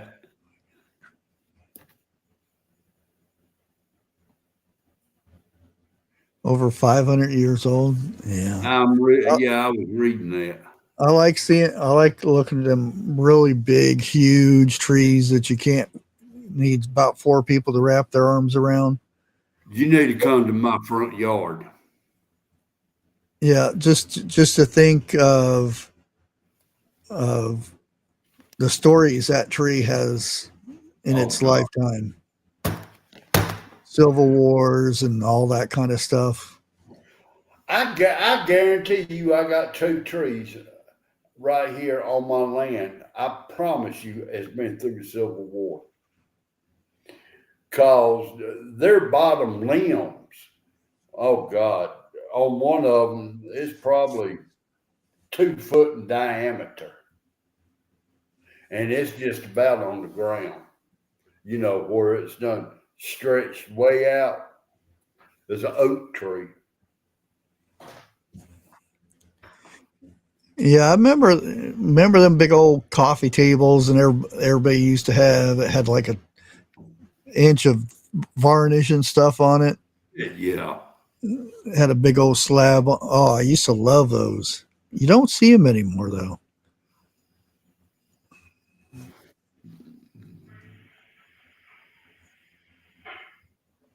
I missed that one. You was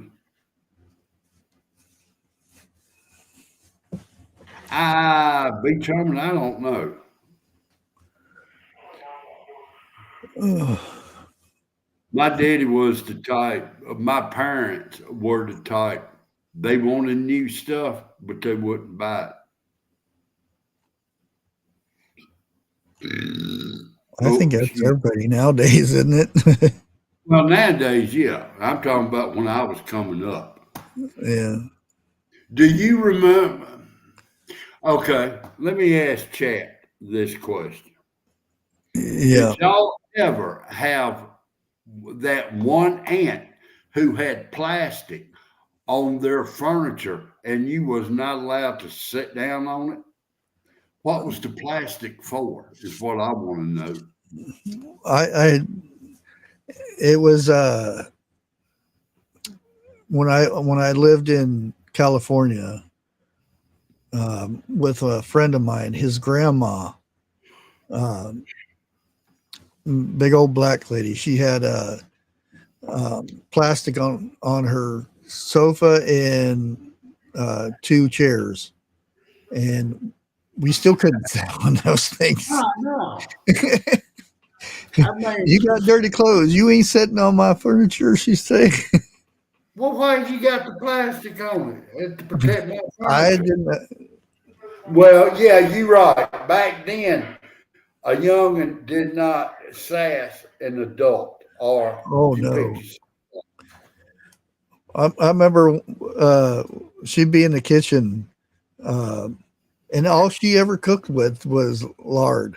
There was nothing else to cook there, and it was always it was full cast iron skillet of lard, and she'd cook up chicken or whatever.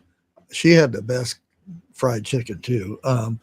But we'd be in there and we'd go and sit down, and she could hear that plastic, and she'd Yep. come around the corner, and first thing she did was grab her shoe, and she could nail you in the back of the head from 50 feet. She'd hear that plastic, and she'd run in there. She was a very, very, very nice woman, though. You didn't want to mess with her, though. I wanted some fried chicken, like Mama and them used to fix. Used to, I could fix it, okay? And like you said, I would use lard to fix it. I tried that. I'm gonna tell you what, just did not have the same taste as when I fixed it, as when I started out cooking or Mama cooked. You know, it's something definitely different. Yeah, I remember, and this was in Watts in L.A. And this was before riots and all that stuff. But I was at the school. Well, there was supposed to be three other white kids at the school, but I never did see them. I never got in trouble with anybody or nothing like that. But I remember taking off school because we had to walk down to the government place to get our cheese Uh huh. and our bread and I think milk and butter, the big things of butter, Damn. the big breaks of butter. I wish But they still did that. and peanut butter. There was the big cans of peanut butter too.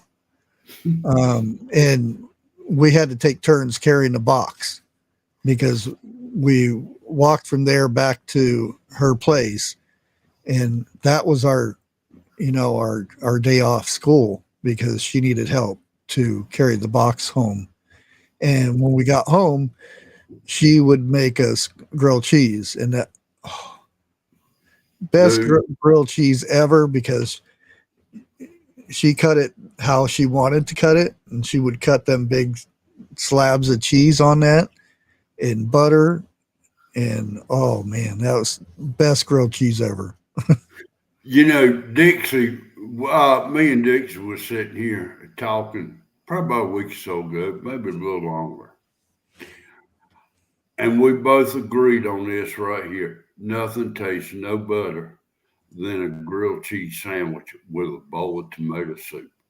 Oh yeah.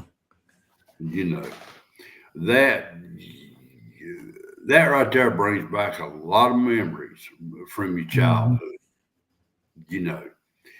And tomato soup, I tried a can of it, a couple months ago. That shit made me sick. Oh yeah. It's got you can't find a can of tomato soup. Well, you probably can, but not anything Right. cheap that doesn't have a high fructose corn syrup in it and uh, um, genetic modified or that ingredient thing.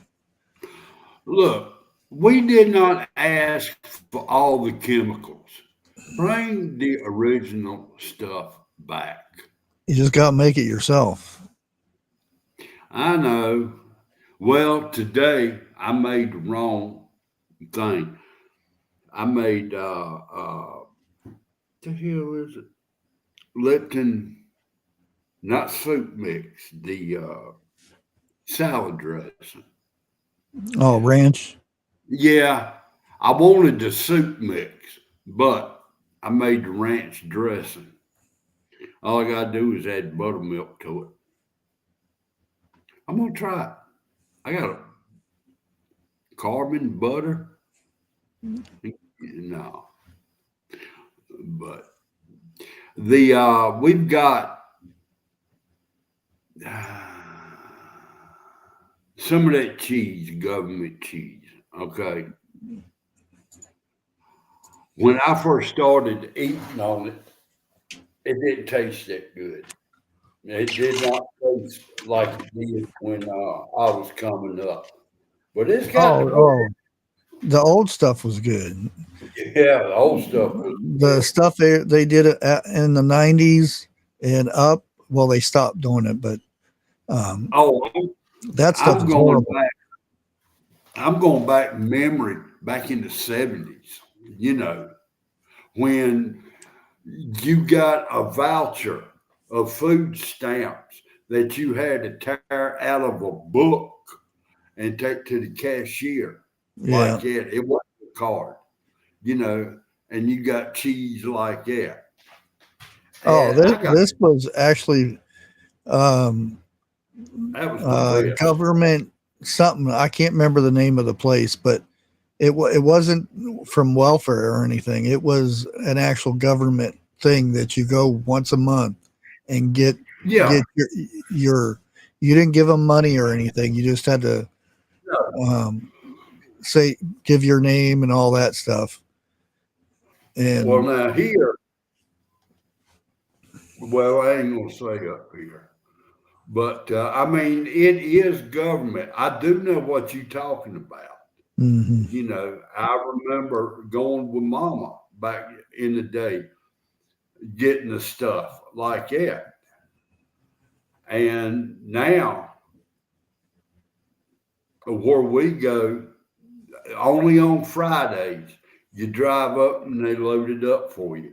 Monday through Thursday, you got to walk in and get it yourself. Oh, food bank.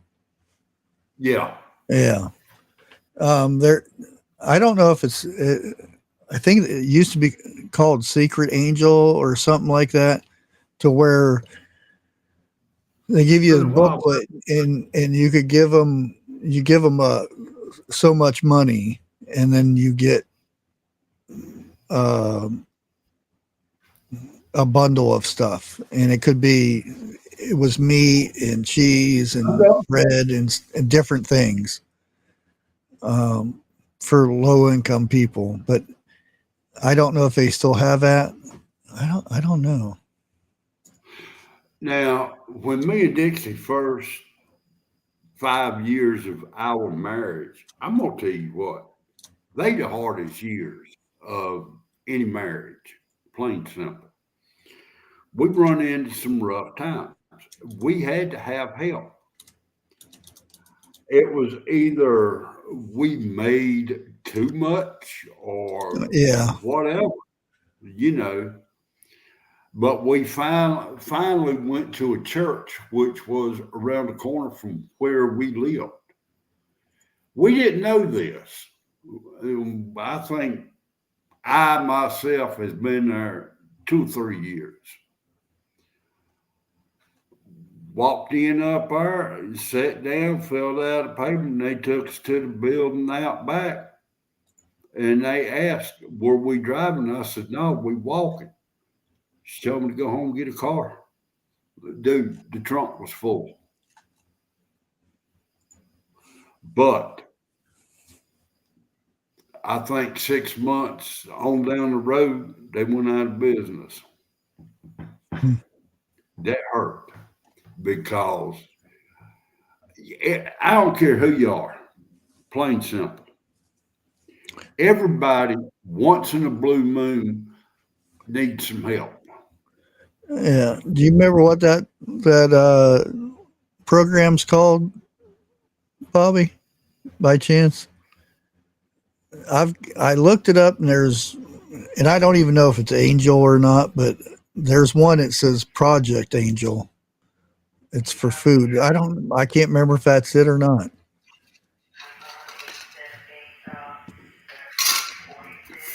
Bushcraft, I'll be back in a minute. I got to take a shot. Oh, okay.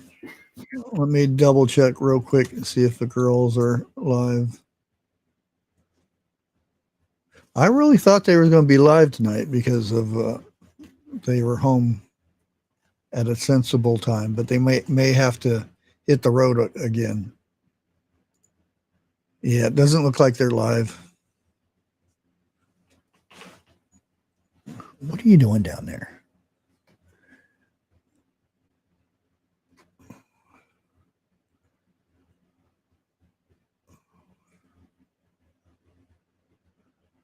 Okay. Yeah.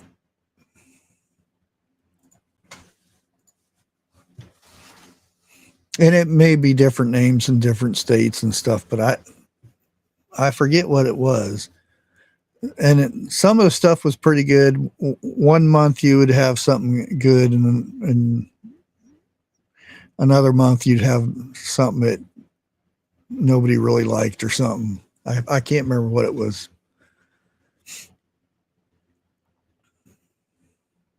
But we did that for a good while.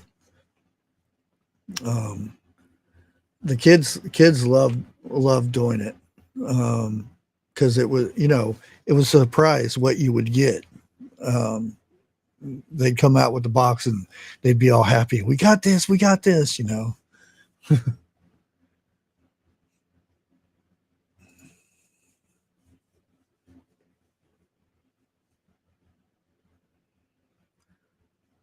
think I have to check on IBs. Uh-oh.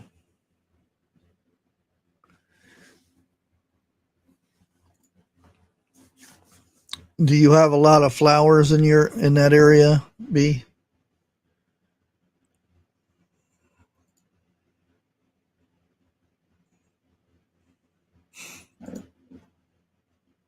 I know this people that have, I think, 13 hives, and it's in the middle of a goldenrod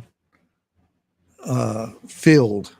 So they get all their pollen from the goldenrod flowers,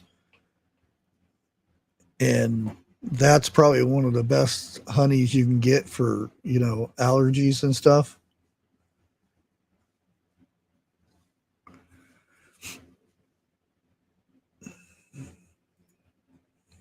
Okay, yeah, lots of weeds.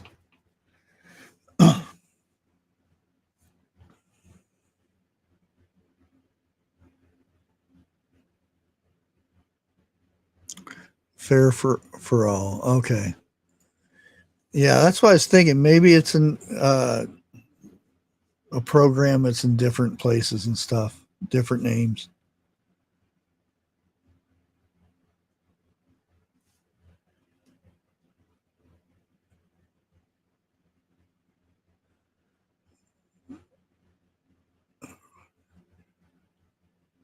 Okay. Yeah. And that's what they said. It's that field is, um, if you have allergies and stuff, and and some people say, oh, I'm allergic to goldenrod, but the honey that they have, they're not allergic to it, which is very interesting. they said that they'll have people in the area buy their honey, and their allergies just disappear after using that honey.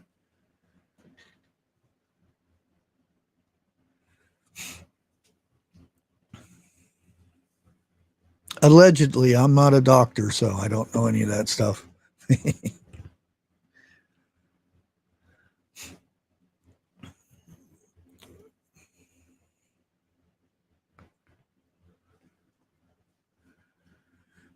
You have a good night, Harvest. Yeah, I'm not going to be on too much longer. I'm going to get me something to eat here and relax for a bit. I was out early mowing and trying to clean up the yard and stuff. I've got grapevines growing, and you would figure I'd get grapes off of this thing at some point, but I don't see any grapes on it. It's a wild grapevine, so. Yep, allegedly.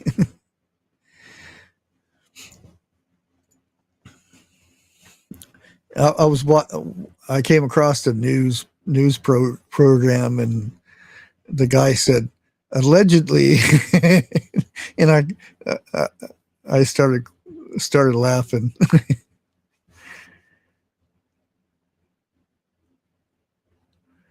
Yeah, locals the best way to go. I mean, if you have, you know, you have allergies and stuff.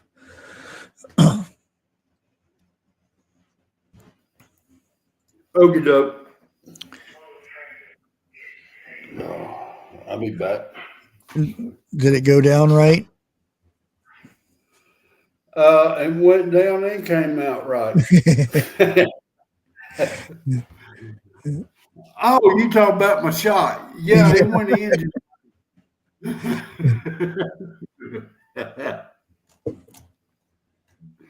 Well, I figured why I'm up, go ahead and do what I got to do anyway. Yeah. I'll go ahead and if anybody wants it, I'll put that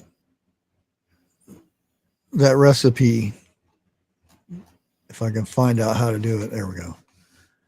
Now, Come on. what recipe would we be talking about? The Chuck Wagon recipe. It's called Chuck Wagon casserole. Dude, I'm gonna have to do the cowboy pasta. That's some of the best stuff I've tasted. We made Dixie. Now, okay, let's get something straight. I've never made it. Dixie's the only one made it.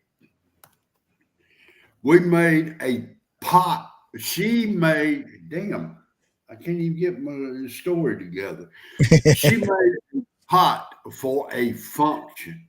I can't remember what function it was.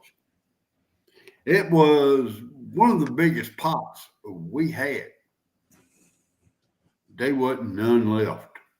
I was thinking, hey, I get, maybe a spoonful or a bowl full. I didn't even get a sniff of it. And everybody was complimenting her on how good it was. It's medium pasta shells, red and yellow onions. Yeah, them two. Two jalapenos de-seeded. You can leave the stems in it. A hamburger. I mean, that shit was good. Yeah. And it's not as pricey as you think. They're talking about the honey. Yeah, honey. And I don't know if I can still get it for this, but they used to sell it for, and this is like a couple years ago, $15 for a quart of honey, which oh my God. is a good price for, honey that it hasn't been cooked or anything.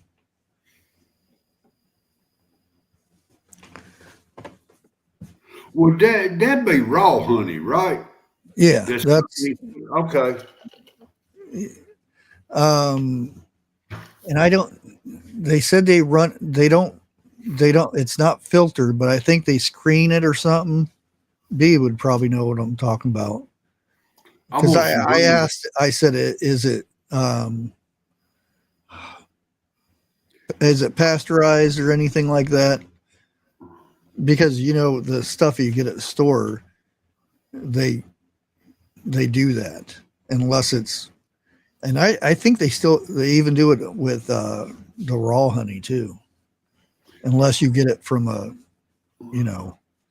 an actual place like Roll King. They sell raw honey that's not been pasteurized or anything. I want some honey with the cone in it. They can do that separate. I don't like the cone in it because that's honey space. Well, you can buy the honeycomb separate. I did not know that. Yeah.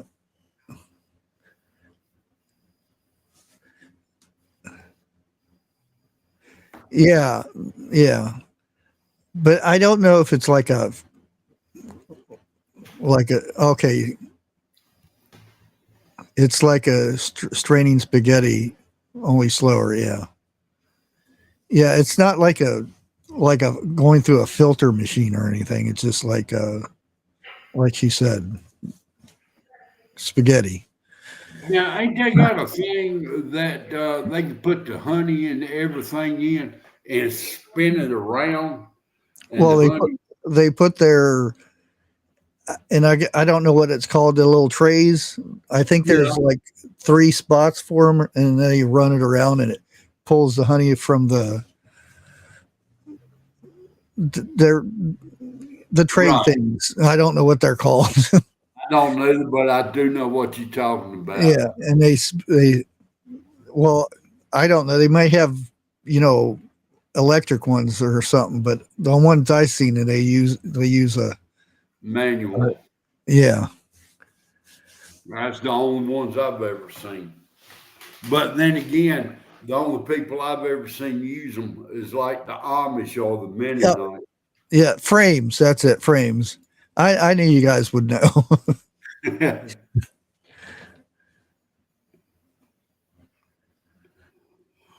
But Yeah, you don't want to walk into one accidentally either. and they got the little thing at the bottom of it to where you can a spigot. Bushcraft, I know you ain't as old as I am, but you need to get some memory pills.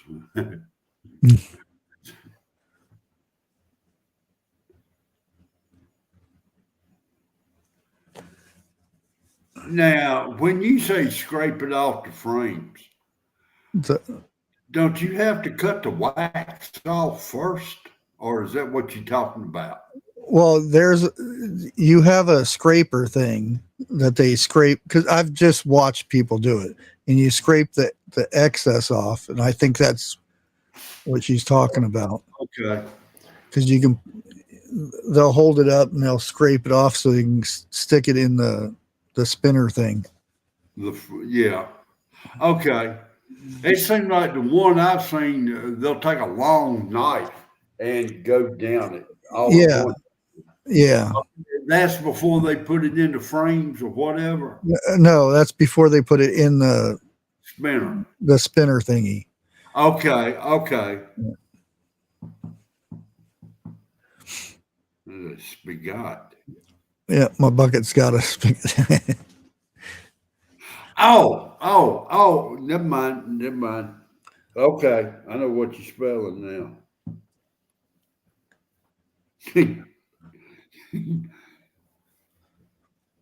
I know B is a much speller than I am. Me, I spell it the way it sounds.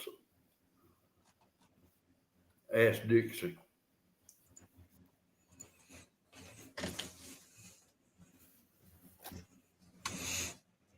Well, if it's typing, my spelling and my typing are two different things.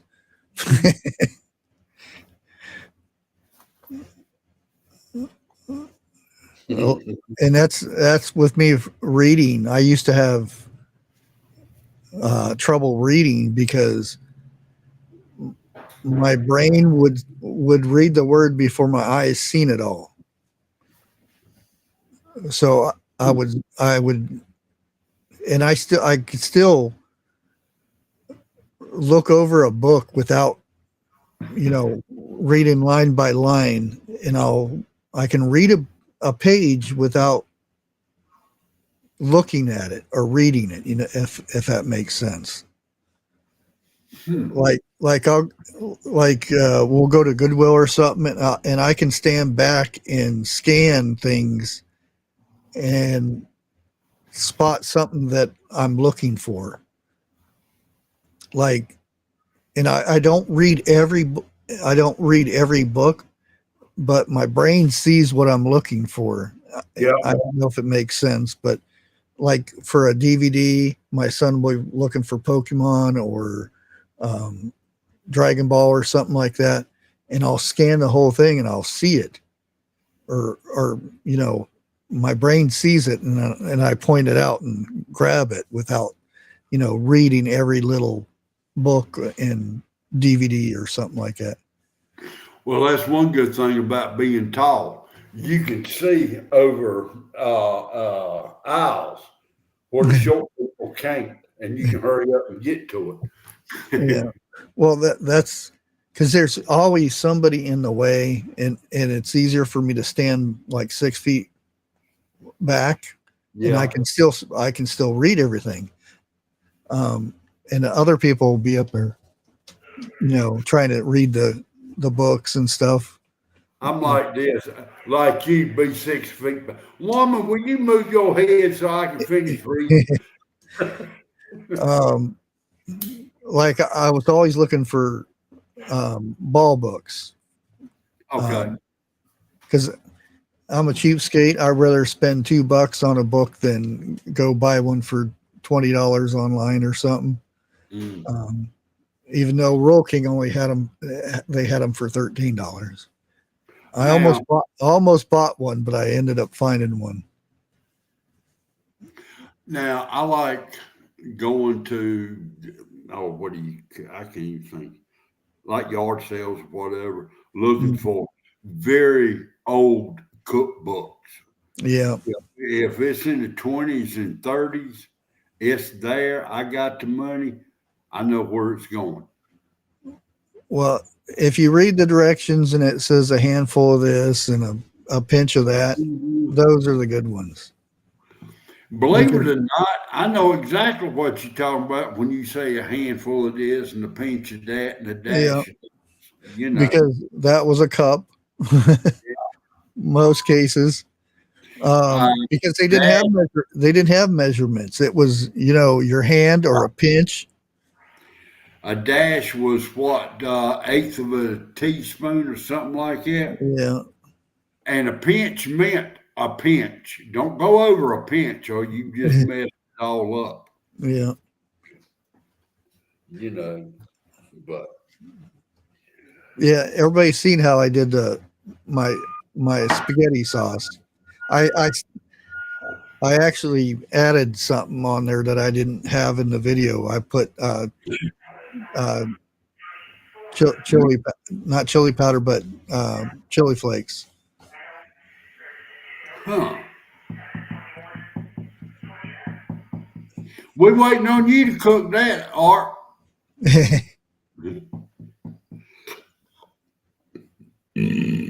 Oh, Lordy. I do not know. Yeah, I do know what pill it is. It gives me indigestion bad. Last night, I thought it was going to come back up. That was the worst tasting pill. It's as a capsule. It's supposed to dissolve in your stomach, but sometimes it gets caught on the side of my throat. Oh. Yeah. And that's where it dissolves. Nasty. God, it'd make you want to call Ralph. Yeah.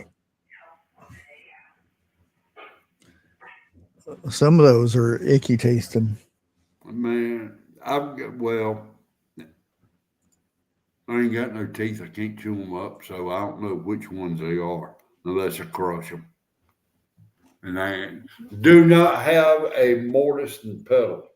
That's what I want to get me one of those, but I don't want the icky ones that they have at the stores, because you want the old ones because they don't absorb what you're grinding up. These newer ones kind of do. Oh, do they now? Yeah. I'm glad you told me that. Because they're now, if you can get a pure granite one, yeah, that's what you want. You don't want the synthetic rock that they make or whatever it is. Oh, that's what I was thinking about. Yeah, because well, if you're just grinding up dried stuff, it's not too bad. But if you're grinding up something other than that, you don't want that stuff to absorb into the rock because it could mix with something else. Well, I'm gonna say something. I thought that's what it was for, was to ground up dry stuff. If you're gonna ground up wet stuff, put it in a bag and beat it. No, I mean there's um there's all kinds of stuff that you could how do you think they make authentic guacamole and stuff? Man, I have no idea. I've never made it. I've ate If, it, but I've never made it. yeah, if you watch authentic Mexican guacamole being made, they'll do it in a motor and motor toast the Immortal and pestle. mortar and pedestal. Yeah. Yeah, but you see, the one I want is kind of like it looks like granite, or it is a granite Yeah, one. those are good ones. Yeah, pesto. Um, Yeah, there's that's some those. um, herbs that you can use that are wet. That Well, I ain't got into that yet. plantain. Um, if you have like cuts and stuff on you that you allegedly want to seal up, stop the bleeding and stuff, you can grind that up, and of course you can chew it and put it on a wound too, but allegedly. Yeah, bushcraft. I don't know if you remember, or maybe it was just my parents or down here that we done it. Back in the day when one got cut, they put either kerosene or motor oil on it, and you was good. You very Turpentine. seldom get to yeah, turpentine. Yeah. That's, I but think that's the, and I'm not meaning this a bad way or anything, redneck version of iodine, yeah, okay. so to speak. And, well, some people think they think redneck is being, bad or anything. They're thinking redneck people does not have an education and they dumb Yeah. as hell. Let me tell Yeah. you something. Some of the Uh, smartest people I know are rednecks. yeah. That's if you ever hear of your zombie apocalypse uh, crew or group, I always want a redneck in my group. Oh, Oh, hell yeah. yeah. I consider myself a hillbilly redneck. Well, now, there ain't no better friend than to have a redneck Oh yeah. because if y'all friends to the end, Oh yeah. you know. You may get your tail tore up, you may tear his tail up. But Yeah. if somebody else steps in, you got the whole damn redneck clan behind you, not just one or two.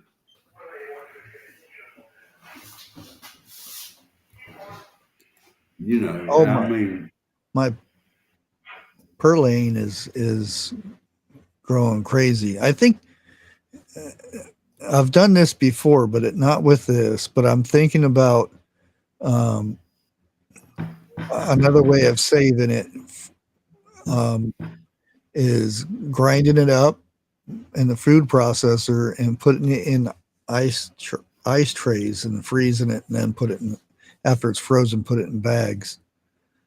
hmm, That way, if I want fresh, yeah, I'll have it. about like freezing eggs, right? Somewhat, yeah. They're too expensive to freeze nowadays, so it's not a bad idea. I think the last time I priced ice trays, damn near 20 years ago, and you could get 5 for $2. I could not tell you how much they are nowadays. And I'm talking about the plastic ones, the Yeah, ones that I'm last trying to a think is the year. last time I seen any. I want what we had when we grew up, the metal ice trays. Yeah. Yes, I find me know one of exactly them. what you're saying. But Because, you had to run water up underneath it to crack them. yeah, Dude, people today have no idea what getting ice was back then. yeah. Didn't watch it. That tray will stick to your hand. How many times did somebody try to talk you into licking the bottom of the ice tray? Not the plastic Dude, one, the metal one. no, no. That never happened. They've tried, but it never happened. I've seen a boy do it one time before they ever asked me to do it. Nope. But the only way to get your tongue, the only way to get your tongue unstuck is lukewarm water. Yep, running underwater. Yep. That reminds me of that movie Christmas Story, where that boy sticks his tongue to the flagpole. Okay. Let's see. What was it? No, Double Dog Dare. And he done it. And these aren't plastic; they're the rubbery silicone things. Yeah, I Two throwed him in the trash. two for two. They're $2.43.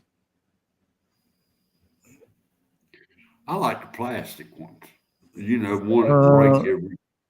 I don't. I think the Home Depot has them with covers over top of them for I eight know. dollars and 45 cents for a set of two. There's Damn. Rubbermaid one ice trays one for $4.97 at Walmart. Hey, look up on Amazon and see if you can't find the metal ice trays and how much they are, if they Yeah, even get. see if I'm they still curious. sell them. Really? Yep, they're $24.95. Stainless steel ones are 34.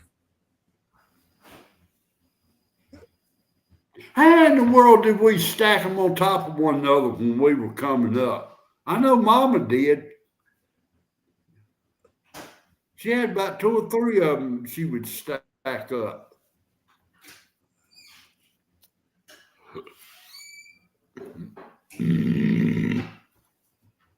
You get where they selling them at? Home Depot. The metal ones, no. Yeah. Um, Ace Hardware, you can get them for $16.90. Weird shaped ones though. Oh, The Vermont Country Store sells them for 24. Might as well say 25. One Mercantile sells them yes, for baby. $34. Uh, Damn. yeah, there are some on eBay too that are pre-owned and stuff. $20, $18, yeah, $24. Them things lasted for a Yeah, long time. those are aluminum, so those are not the older ones. I'm surprised they still sell them. But for that price, Yeah, I like to know. they're expensive. Oh, Amazon has here. Let me see, and they're gonna not be as good as the other ones, the older ones. Oh, this actually has ice cube trays with easy stacking rack, so you could Okay. stack them. Huh. Ice cube trays with one release handle. Okay, let me see where that takes us. $44 for 2 ice trays. Wow. Now Those that's a are little bit. those are those are extra larges. So yeah, these are fancy metal ones. Let's see what this was. They didn't have. So you're saying they didn't have those when we were coming up? Oh no, these ain't the same. These are designed the same. They're just fancier Bigger. shapes. Yeah, the bigger cubes. That's on Amazon there. I'm wondering how many ads you're going to have in the future for these things. Well, if I search it on Google, I have that stuff turned off. Oh, But if I go to the sites, that's a different thing. I have to do more. I have to find out what the ports are for that and turn it off and stuff. I've got to where I won't use Google. I'll use all the other one, Foxfire. Well, They I'm don't. talking the search engine, not the browser. Okay. Like if you go to google.com to search something, because I think Okay. Foxfire uses it. Well, I know Foxfire has set you up with a link to it, and you just click on that link, and it'll bring it up. Yeah, that's what Google does. It puts it on the side. Hmm.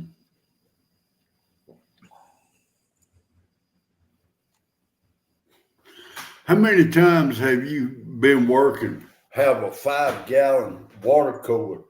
You go home and let's say you got an empty milk jug and you rinse that out and fill it up and freeze it. That was your ice for that cooler. Yeah.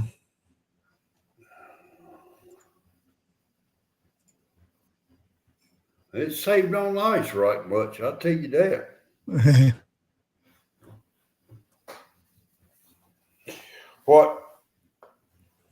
What we do is we put a gallon jug in there like that, and we'll put our drinks in it, for lunch or coming home.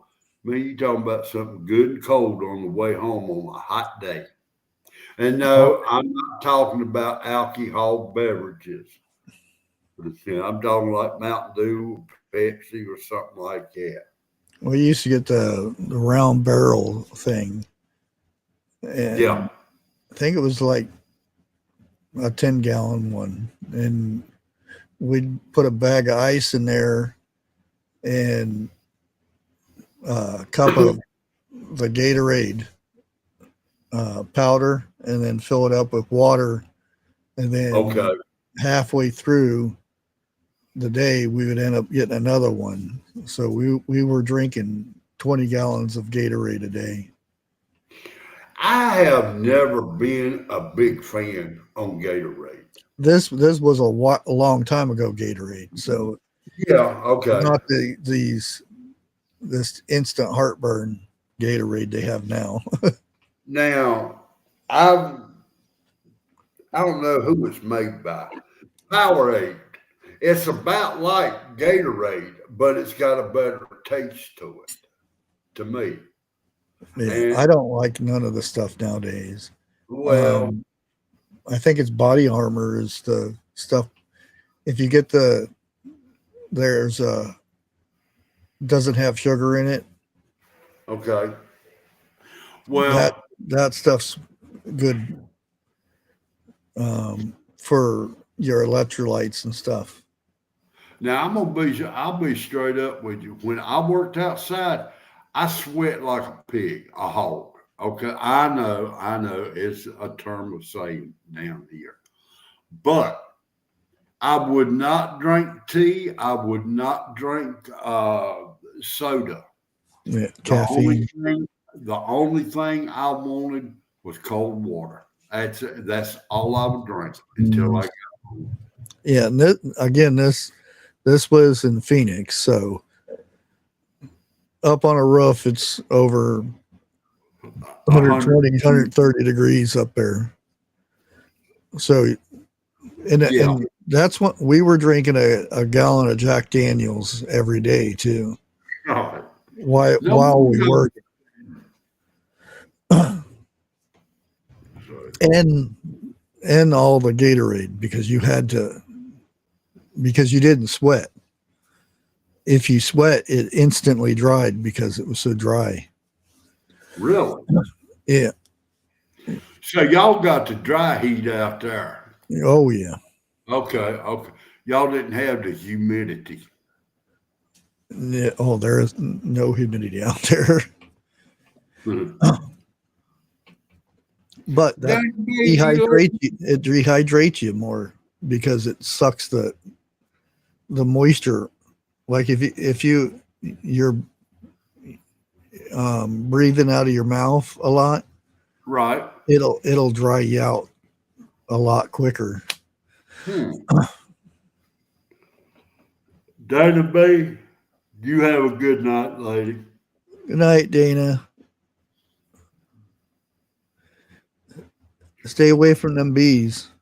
Well, now I know down here, I don't know if you can still get them or not, but during football practice and baseball practice, our coaches kept us stocked up on salt tablets.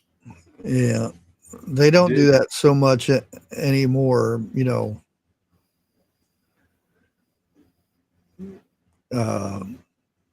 Health things and liabilities and this and that.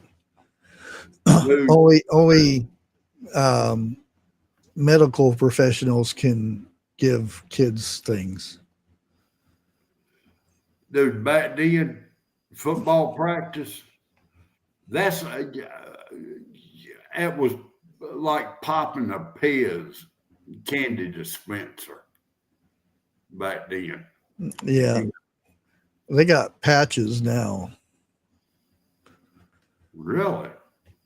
Mm-hmm. Again, they have to be medical supervised, thing.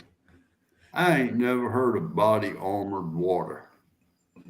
Yeah, it's really good for electrolytes. I've got this because when I was on carnivore, because you can plainly see I'm not now. You have to have electrolytes or a very good salt, which I've got both, but I want to make sure I got enough of the minerals I need. Now, yeah, that water right there, does it give you pep during the day? Oh no, it's not it's not a energy drink. It's Okay. for electrolytes and stuff. Okay. They do have some that is a energy drink form, but I get the sugar-free stuff. All right. I'm gonna have to look for that body armor. Just give it a shot. Do you remember? Well, back then we used to pay people for certain type of pills, and now you can go to a convenience store, and the pill I'm talking about was yellow with black stripes on it. Yeah. They don't. Yeah. They outlawed that stuff at Circle K's and gas stations. Oh, did they? Yeah, because kids were getting them. Like we used to get them. Yeah, because they're technically something that you're not supposed to have if you do stuff with them. Yeah. Well, back in the day, that was the main reason we got them. Yeah. You know. Yeah, I mean, something now, like that. but it's named after A bee. yeah, a certain kind of bee. Yeah. But I mean, I lived off of that, and I know you know what I'm going to be talking about. I lived off of alcohol, smoke, and a bunch of those pills, and a few of the pool balls. I know you know what I'm talking about. It was the little black ball. It was the number, and then Yeah, ball. Okay. That right there would just that right there would mess you up if you wasn't used to it. God, all I have to do nowadays is sniff it, and I'm messed up. My yeah, my body does, except for the drugs that my doctor prescribes me. I'm not. That's it. Shit, back in the day. yeah, and this is I was sitting there reading this thing here, and they're talking about types of animals that they would encounter and get along the way. What Buff- is it? Buffalo, Wolverine? bear, cougars, squirrels, deer. Um, yeah, I said cougar, bear, yeah, and Now, they I they may wouldn't they would eat the brain, the heart, the tongue, the liver, intestines. Nothing went to waste. right. At Vester, I've heard of that, but I never knew what it was. Now, there was a small animal, not even a mama grizzly bear would mess with. And I'm thinking it was a wolverine. Or badger. Yeah, badger. That's it. Yeah, They wouldn't mess with him. yeah.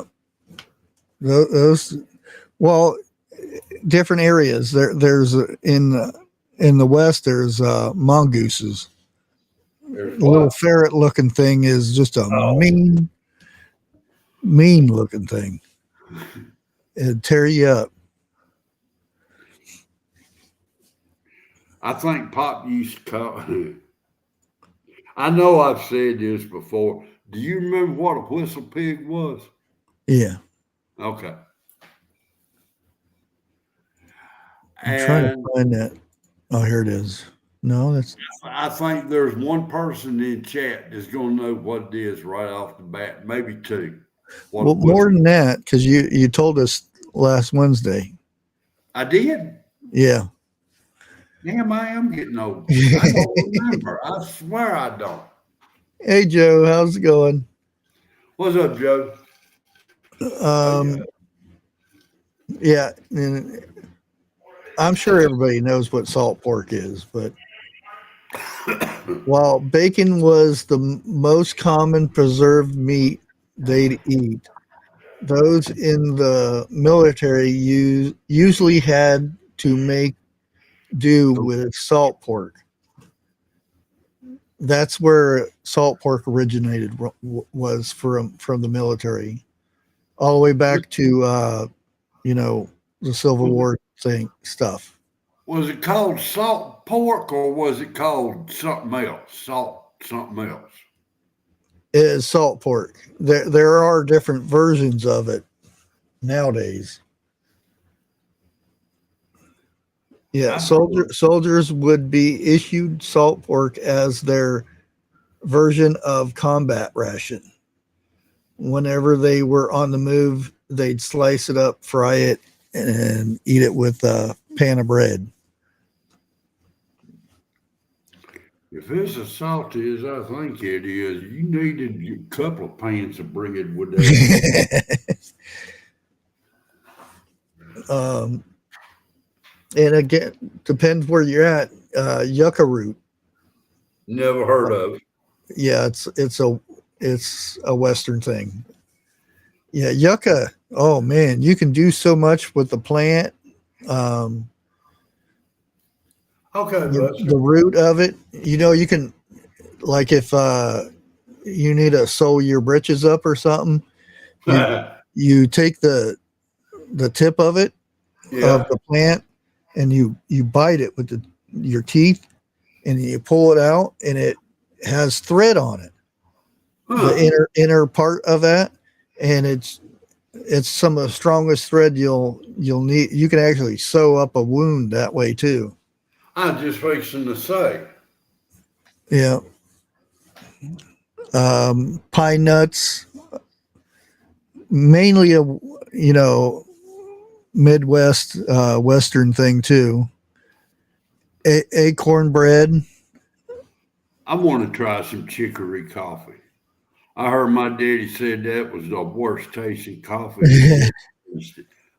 Chicory coffee and pine nut coffee, acorn coffee. Acorn, yeah. Yeah. He said that's the two worst tasting coffees he's ever tasted.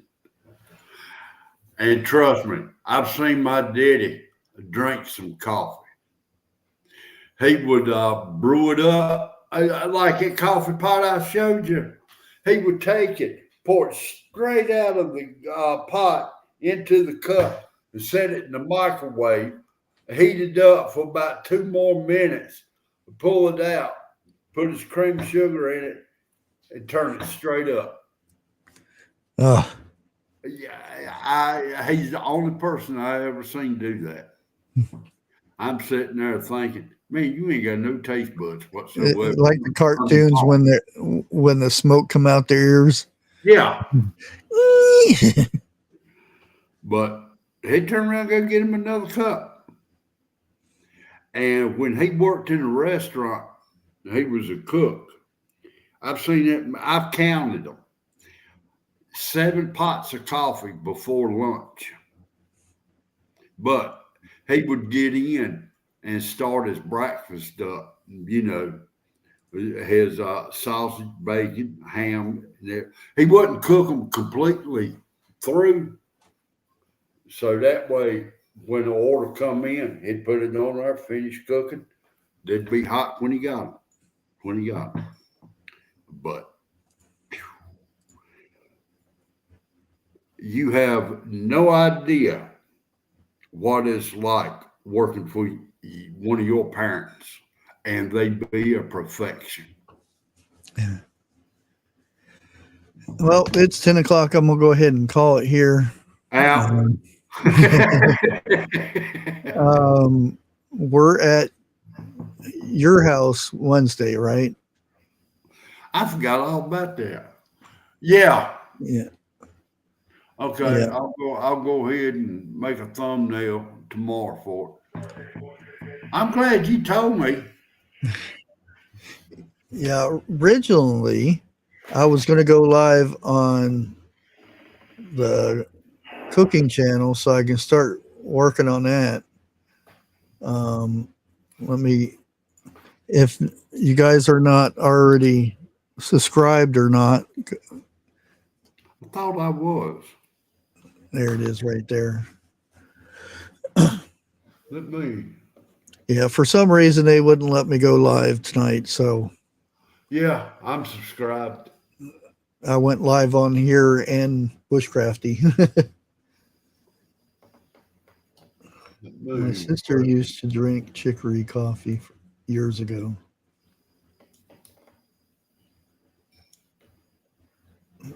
Okay, got it. But maybe, I don't think tomorrow, but maybe Thursday, I might try to go live on that channel. See if I can get a video out. Come on now. Tomorrow. You're gonna have to be in your backyard with a skillet pan cooking. No, I'm not cooking. I'm gonna actually use the microwave to cook the corn. So No, that's not cowboy cooking. I didn't say I was cowboy cooking. Yes, you did. No, not the whole time. I'm just making a salad. The first one. Cowboys made salad. Yeah. I really want to do the macaroni salad too. Probably the first time I make it, I'm going to probably wing it. And then when I taste it on camera, you'll have to look at my face and see if it was any good. We'll see how that goes. Yeah, I want to see that. Because I've seen it made for potato salad. I want to do it for macaroni salad. So we'll I've have had to see. macaroni salad. It's good. No, I know regular macaroni salad. I'm talking the deviled egg macaroni salad. Yeah. Got deviled egg in it. What can go wrong, right? Yeah. Jeff, Well, shut up. you guys have a good night. Thanks everyone for hanging out, and Ciao. use a laptop to go live. Well, it's not the subscribers. You can still go live with one subscriber. You just have to be verified that you are who you say you are. And I did that yesterday, but evidently I still need 24 hours before you can set it up. But anyways, we will catch you guys later. Everybody have a good night, and we'll see you Wednesday for sure over at Jeff's. If I don't forget. Thank you. Thank you. Thank you.